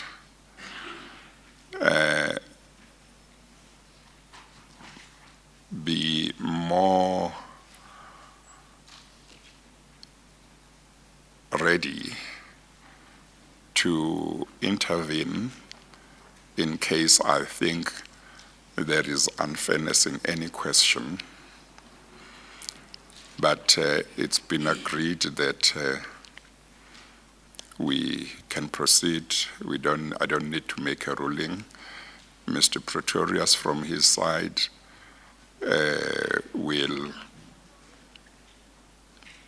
try and find a way to put questions in a manner that will take account of any concerns that he may think may create unfairness. So we are going to proceed, and Mr. Zuma's counsel have indicated that they will really raise an objection if it's something that's quite serious. But otherwise, they intend to try and allow the proceedings to flow as much as possible. So we'll proceed on that basis, and I wish to thank counsel from both sides for their constructive approach to resolving the issue that we have resolved. Thank you very much. Thank you, Chair. Mr. Zuma, may we proceed then? Thank you. You have before you copies of the statements that have been enlarged. I hope that is more convenient for you, and that we may continue our engagement. Thank you.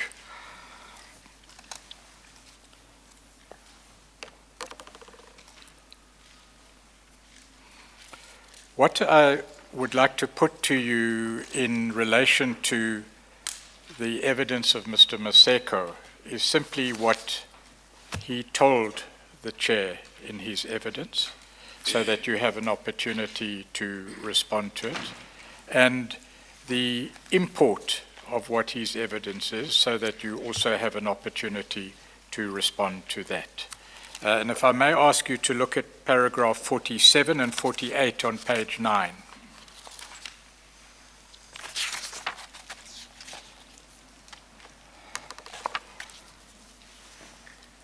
What Mr. Maseko says is that he was told by Mr. Chabani that he had been instructed by the President, that is yourself, to redeploy me or terminate my contract henceforth.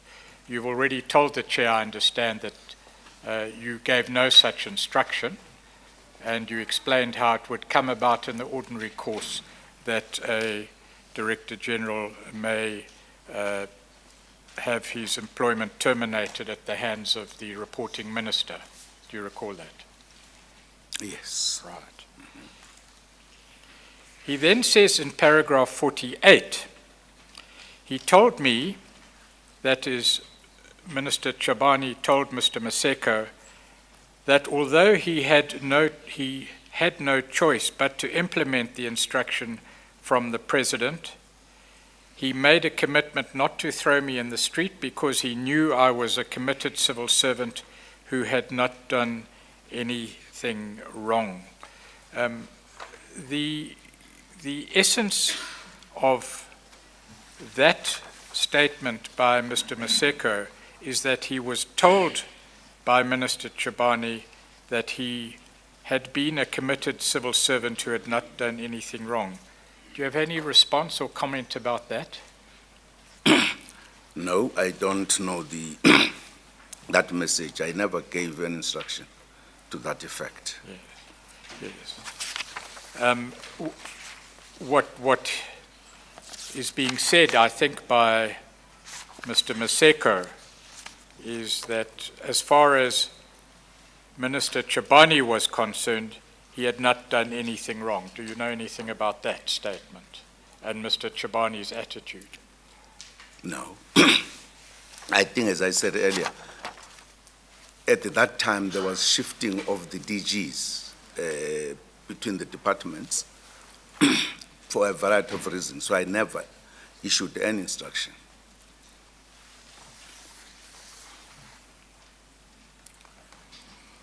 Then over the page on page 10, there's reference to a cabinet meeting. And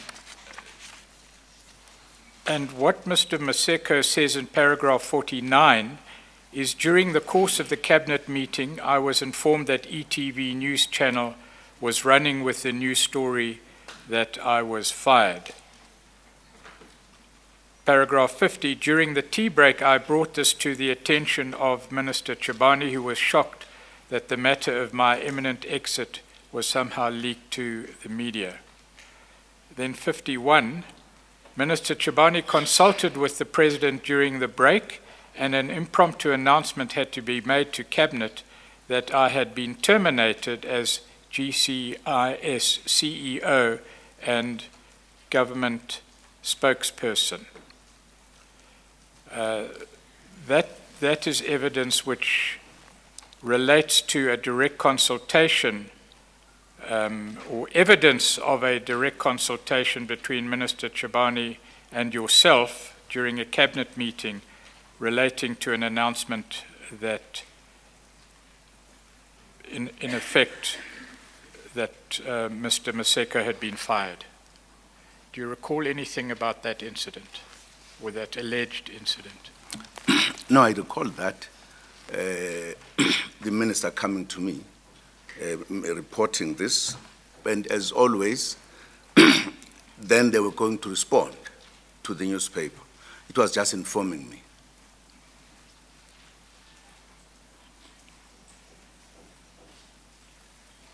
Did Minister Chabani give you any background to the, and I use the word firing advisedly because it's used in the statement, of Mr. Maseko?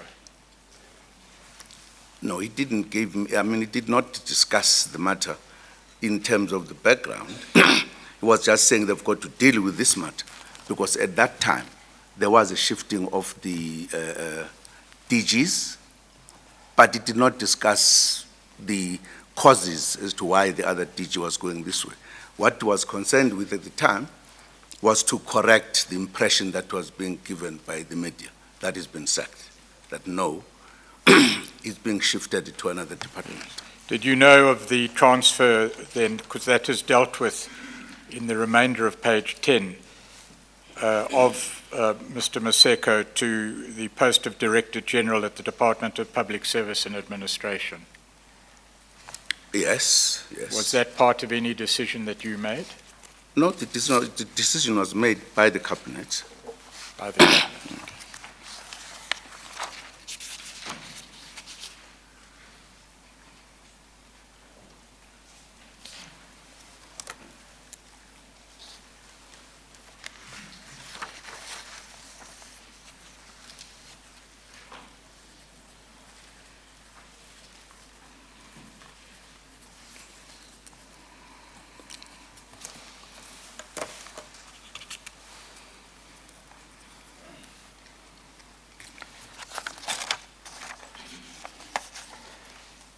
Let me just give you an opportunity to comment, Mr. Zuma, on the import of the statement of Mr. Maseko.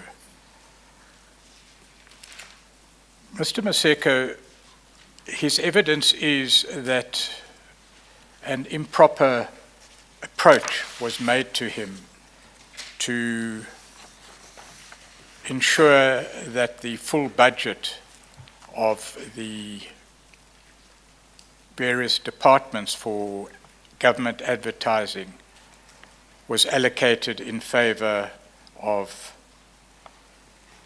the New Age newspaper. That's his evidence. And what he at least seeks to conclude from his statement is that at the very least he was punished for not cooperating as he was requested to do by Mr. A.J. Gupta. And in quoting the Minister Chabani as he does in his statement, he attributes the decision to dismiss or transfer, whatever that decision was, to yourself. Do you have any comment on that? No. I was not the cause of his being shifted. No. If we may move on then. Maybe before that, and is it something you have quite a clear recollection of, that you didn't cause him to be shifted? It would have been a request from his minister. Yes. Okay.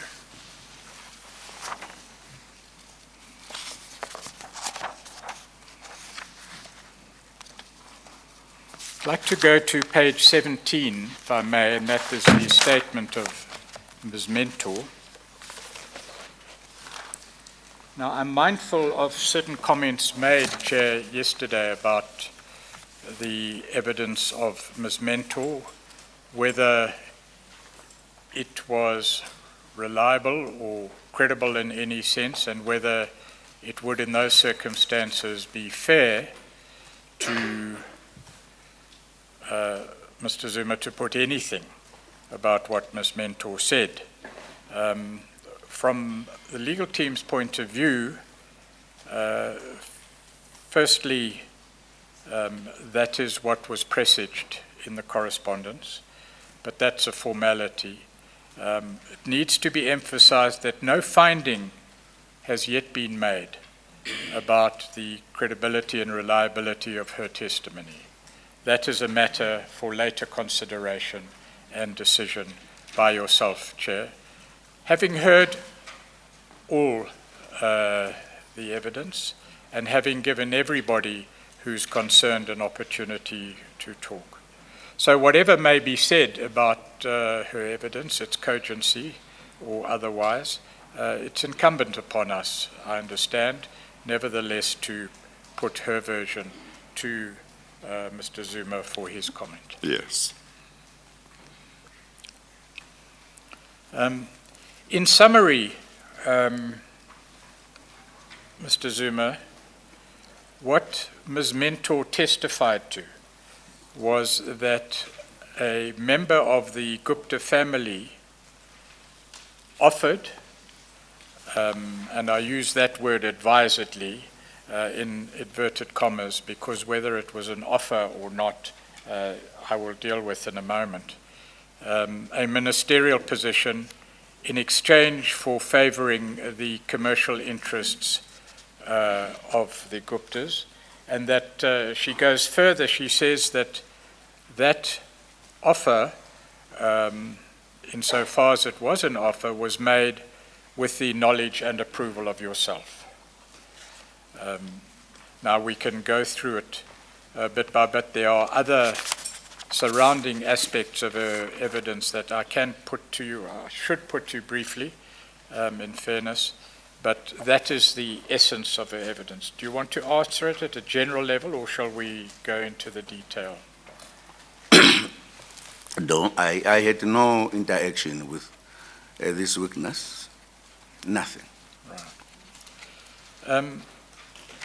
She says in paragraph 16 to 21 of her evidence, or of her statement rather, that she occupied the position as chair of a portfolio committee on public enterprises. She said she was, and she uses the word elected as chairperson of the portfolio committee on public enterprises in 2004.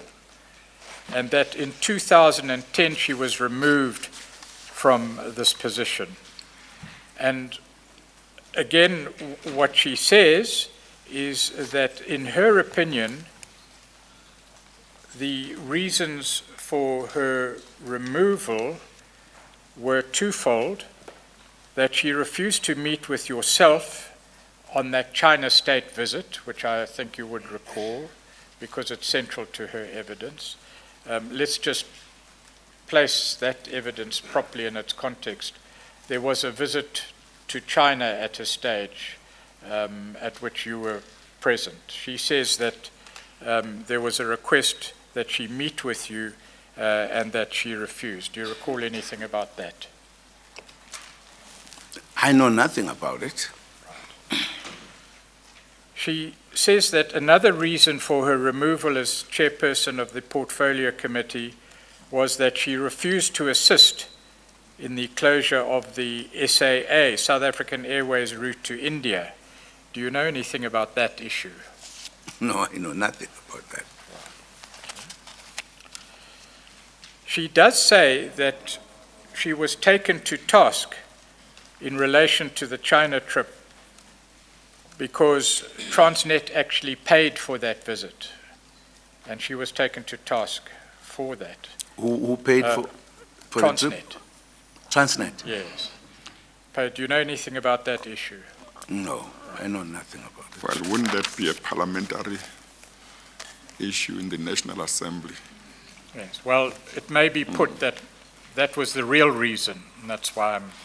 Yes, no, what I'm saying is the it action... is a parliamentary issue. Yeah, which would not involve the presidency. No, no, but in fairness to the President, I felt it in order to remind him that many people say that that was the reason and not the other reasons.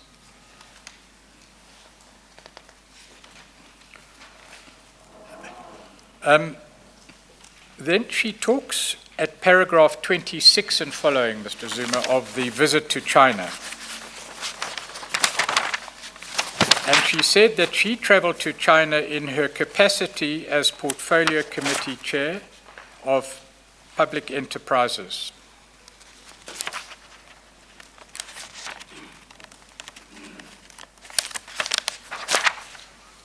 Do you yourself recall that visit to China?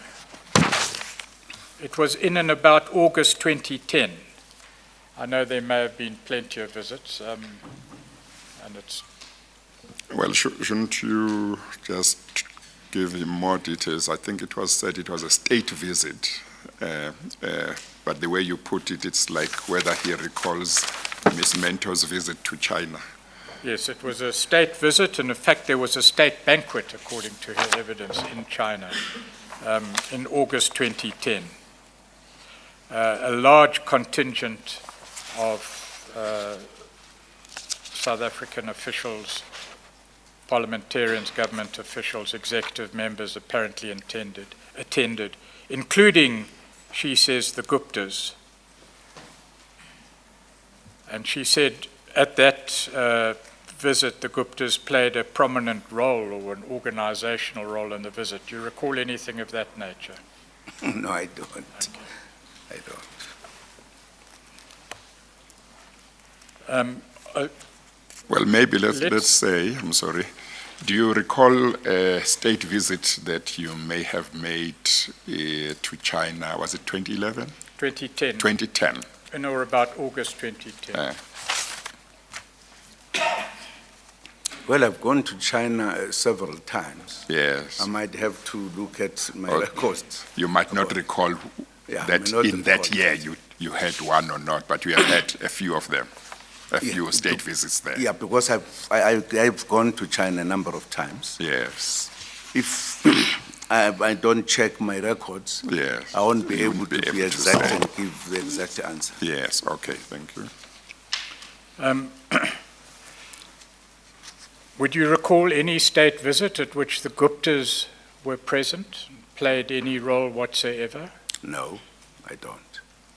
I don't remember them in any state visit. Would that have happened to your knowledge, given your knowledge of the Guptas and state visits and the like?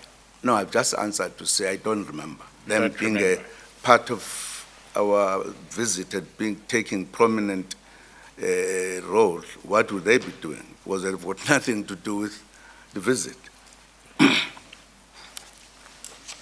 When you have a state visit, wouldn't the president normally invite South African business people to join for purposes of promoting trade with the country to which the visit is intended? Yes, that happens, but That happens. no one of those business people will play a prominent role in the visit. Yes. They meet other business people. In fact, if you go like that, only once you go to address them together with the president of that country. Yes. Come in, you address, you go away. Yes. They don't participate in the activities. In the state. of in the the visit, state. yeah. Yes. So they meet their counterparts Yes. and discuss business, but Definitely. they don't become part of the state Not at all. activities. Not at Okay. all.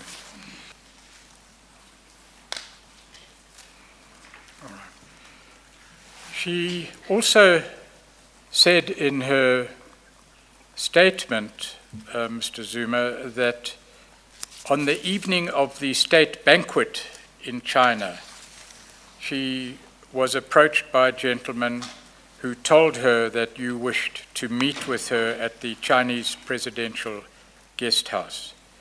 Do you have any comment or recollection in regard to that? No, nothing of that nature. She, of course, assumed that the man who spoke to her was one of the Gupta brothers. She assumes that. Well, it's her who saw the person. She assumed that. I know nothing about it.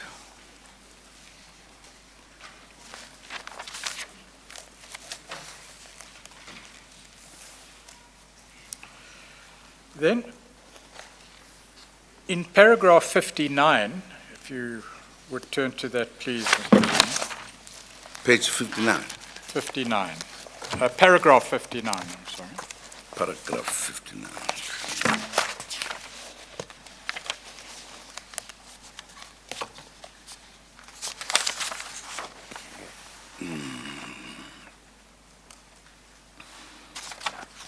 The first thing she says there is that she had been trying for some time to meet with you regarding the pebble bed modular reactor, amongst other things.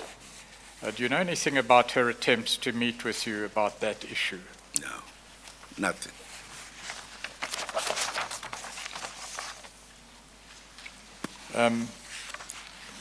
She says too that she communicated with Ms. Lakela Kaunda, who at the time she thought was your personal assistant, in order to secure such a meeting. If we could take that step by step, did Ms. Kaunda work in your office? Yeah, Ms. Kaunda worked in my office. And who whose responsibility would it have been to make arrangements to meet with you? Not Kaunda. Kaunda Not had nothing Kaunda. to do with that. Right. There are other officials who were dealing with those kind of arrangements, not Kaunda. She says that one evening on a Sunday in or around October 2010, and in fairness to you, that version changed to September, I think, or times other than October 2010. She said she received a telephone call from Ms. Kaunda to say that you could see her the following day. Do you recall anything of that? No.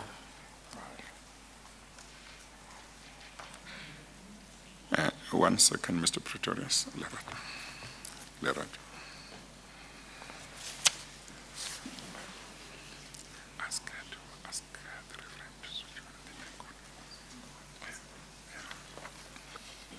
Thank you.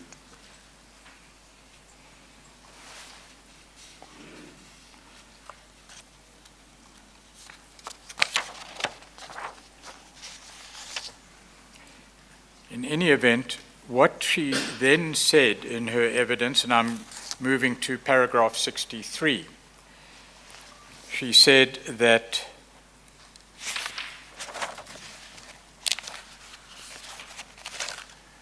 she would be met at the airport in Johannesburg and taken to a place where she would meet with you. I understand from what you have said is that you don't recall any interaction with Ms. Kaunda at all. No. So the details of that interaction not necessary Not to at deal all. with in any. Not at all. Yes, and sorry, I might have made an error. No interaction with Ms. Mentor. No, not at all.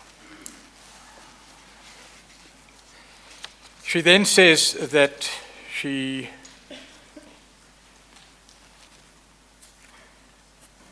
was picked up at the airport, taken to a certain business premises, Sahara Computers, and then taken to what has become known as the Saxonwold compound. She says there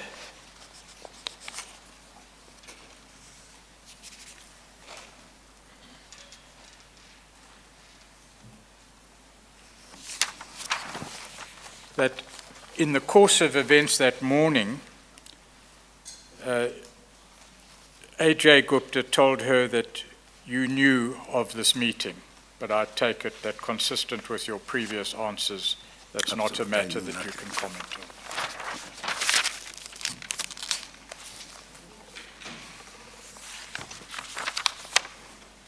Various issues then were discussed in that meeting, but at a stage, she says, firstly, that there would be a cabinet reshuffle in the next week or so. Do you know of a cabinet reshuffle in October 2010, for example, and if I could help you there, the cabinet reshuffle where Minister Gigaba was appointed to replace Minister Hogan? That happened around October 2010, as we understand it. Yeah, there was a reshuffle, I think. In terms of reshuffle that happens regularly when it has to happen. If she is to be believed at all, and I qualify that, what I'm to put to you on that basis, it appears that A.J. Gupta would have known of a cabinet reshuffle to occur at the end of October. Now, in that regard, you did say earlier that there is a consultation process that happens before a cabinet reshuffle. Could someone like A.J. Gupta have known of such a reshuffle from your own knowledge? No. A.J. Gupta was not part of government. Now I was understand. not even part of the people who normally get consulted. So your response to that evidence is not that he might have known, but that simply the probabilities are that he didn't know. So I He understand. shouldn't have known. I guess maybe let's ask it this way. Before a reshuffle would happen, would there be people with whom you would have consultation that would know before it happens? Yes, definitely. I consult very Yes. selected a few people. Yes. I always consult. Yes. At no stage I could do the reshuffle without people knowing who are supposed to know. For an example, it would be the top 6, for an example, they have to know what I'm doing. That is the top 6 of, Top 6 the, of the ANC. yes. Yes. As well as if it is, all of it, as well as the alliance top 6 or 5. Those are the Yes. people we consult with. Yes. So it wouldn't be the knowledge that is on me only. There would be Yes. those kind of individuals who would know. Yes. Yes. And I guess that the best you can say is that you didn't tell him or you wouldn't have told him, but you can't know what anyone else who might have known might have done. Absolutely. Yes. Yes, definitely. Okay.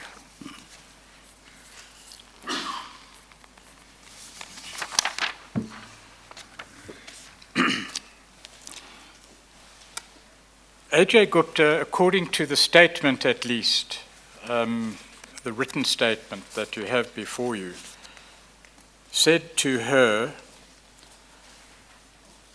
two things, and I'm referring to paragraph 91, if you want to go there, Mr. Zuma. Paragraph 91. Said he would put in a word with the president for me. And then he said, we usually do. I'm sorry, what page, what paragraph? Paragraph 91. Okay.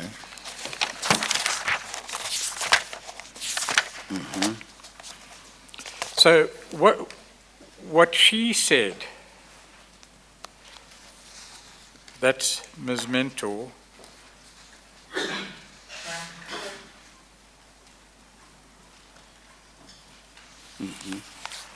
is, and perhaps for the sake of accuracy, I should read paragraph 90. Okay. Because the status of the offer may be debated. Paragraph 90, she said, immediately after, and she's now referring to the discussion between herself and Mr. A.J. Gupta, immediately after his statements about SAA's India route, A.J. Gupta then very casually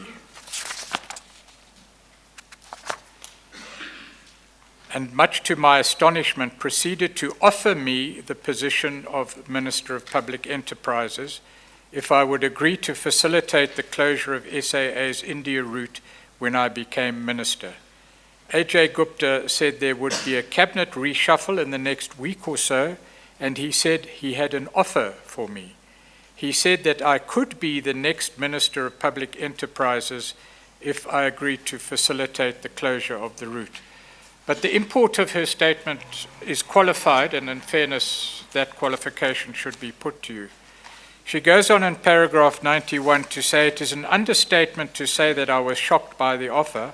I was stunned and wondered how A.J. Gupta had so much power. I responded firstly by informing him that the SAA statistics showed that the flight to India was doing very well. Secondly, I asked how he could be in a position to offer me a position as a minister.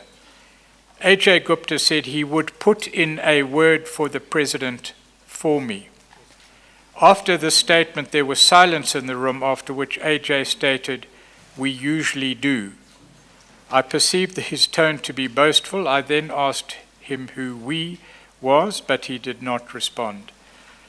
So although she concludes that an offer was made, it seems that what she does say is that A.J. Gupta said he would put in a word with the president for me.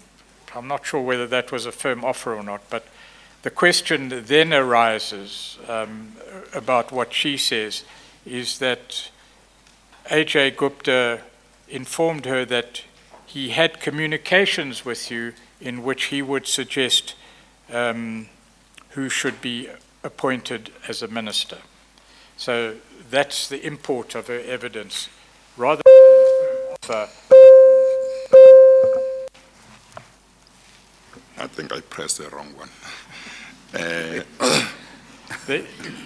May I conclude the question, or do you want to interrupt? No, I wanted to say, I think what you put to Mr. Zuma as the essence of what Ms. Mento is saying might not be accurate. My understanding is that what you read says, Ms. Mento says, Mr. Gupta said to her, he would put in a word for her to the president for her to get the ministerial position.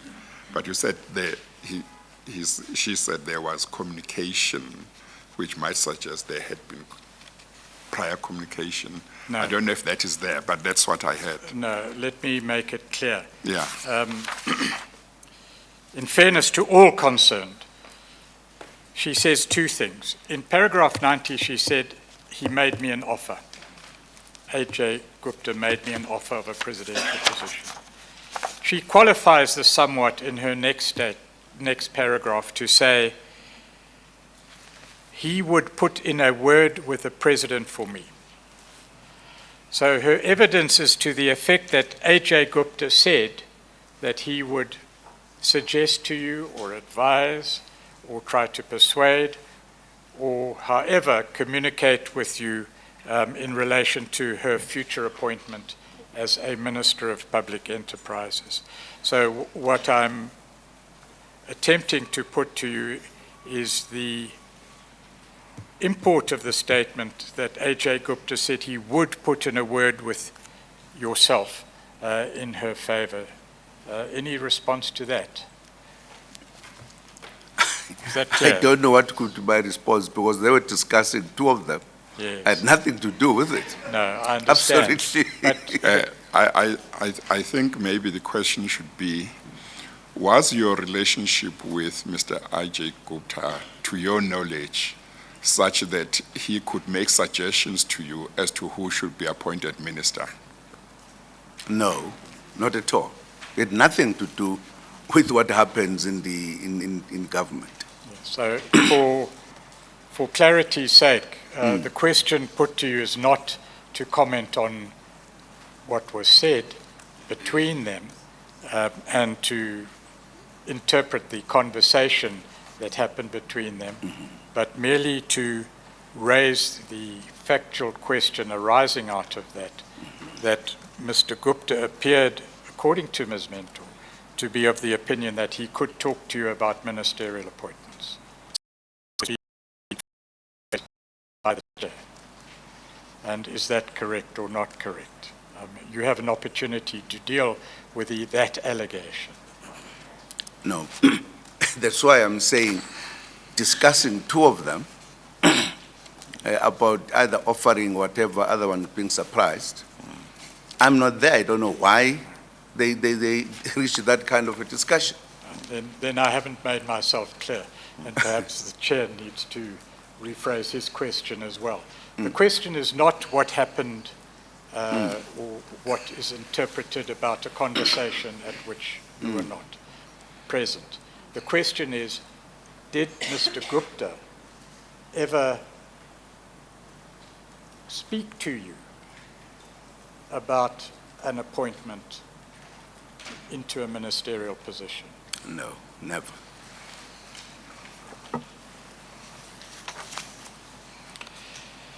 She then continues in her statement to say that at that stage she became angry, began to speak very loudly, and she had become what she refers to as confrontational, and I'm referring to paragraph 92. And it was at that moment, she says, that you entered the room and that she immediately informed you of the quote-unquote offer that had been made, and that you didn't react to that communication but tried to calm her down. That is the essence of what she says in the remaining paragraphs. I'm not sure. No, there's nothing of that nature. I know nothing of entering some room. Have you ever been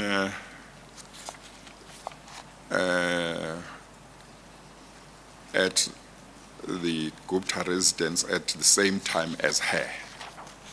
No, No. never.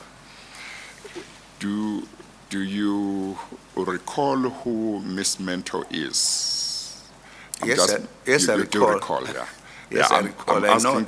Yes, I'm asking because I think at a certain stage there seems to have been something from the presidency that suggested that at that time you did not recall who she was. So that's why I'm asking. But you say you do recall her. No, I do recall her. Okay, I do recall her. okay. Well, perhaps, again, to afford you an opportunity to respond,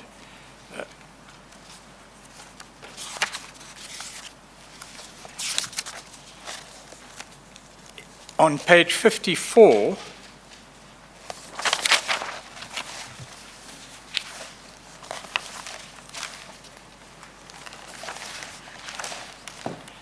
and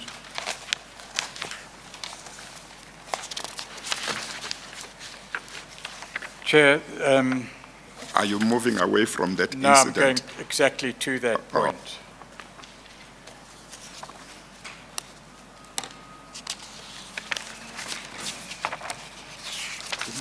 We got 5. PM 5.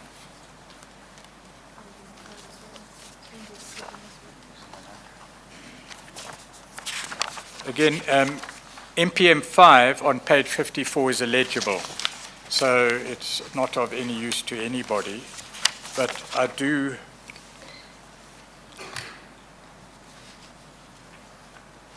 want to refer to a better version of that document.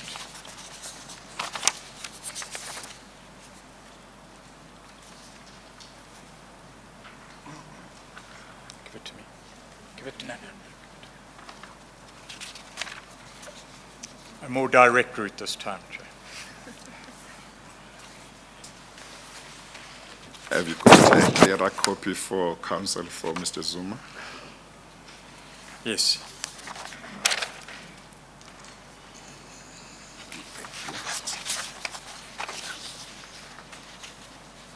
You say that is a better version of the document at page 54. It may be that I should afford time to consult. It is 1 o'clock. I don't know when you intend taking the Yeah, we can take the adjournment now. long adjournment.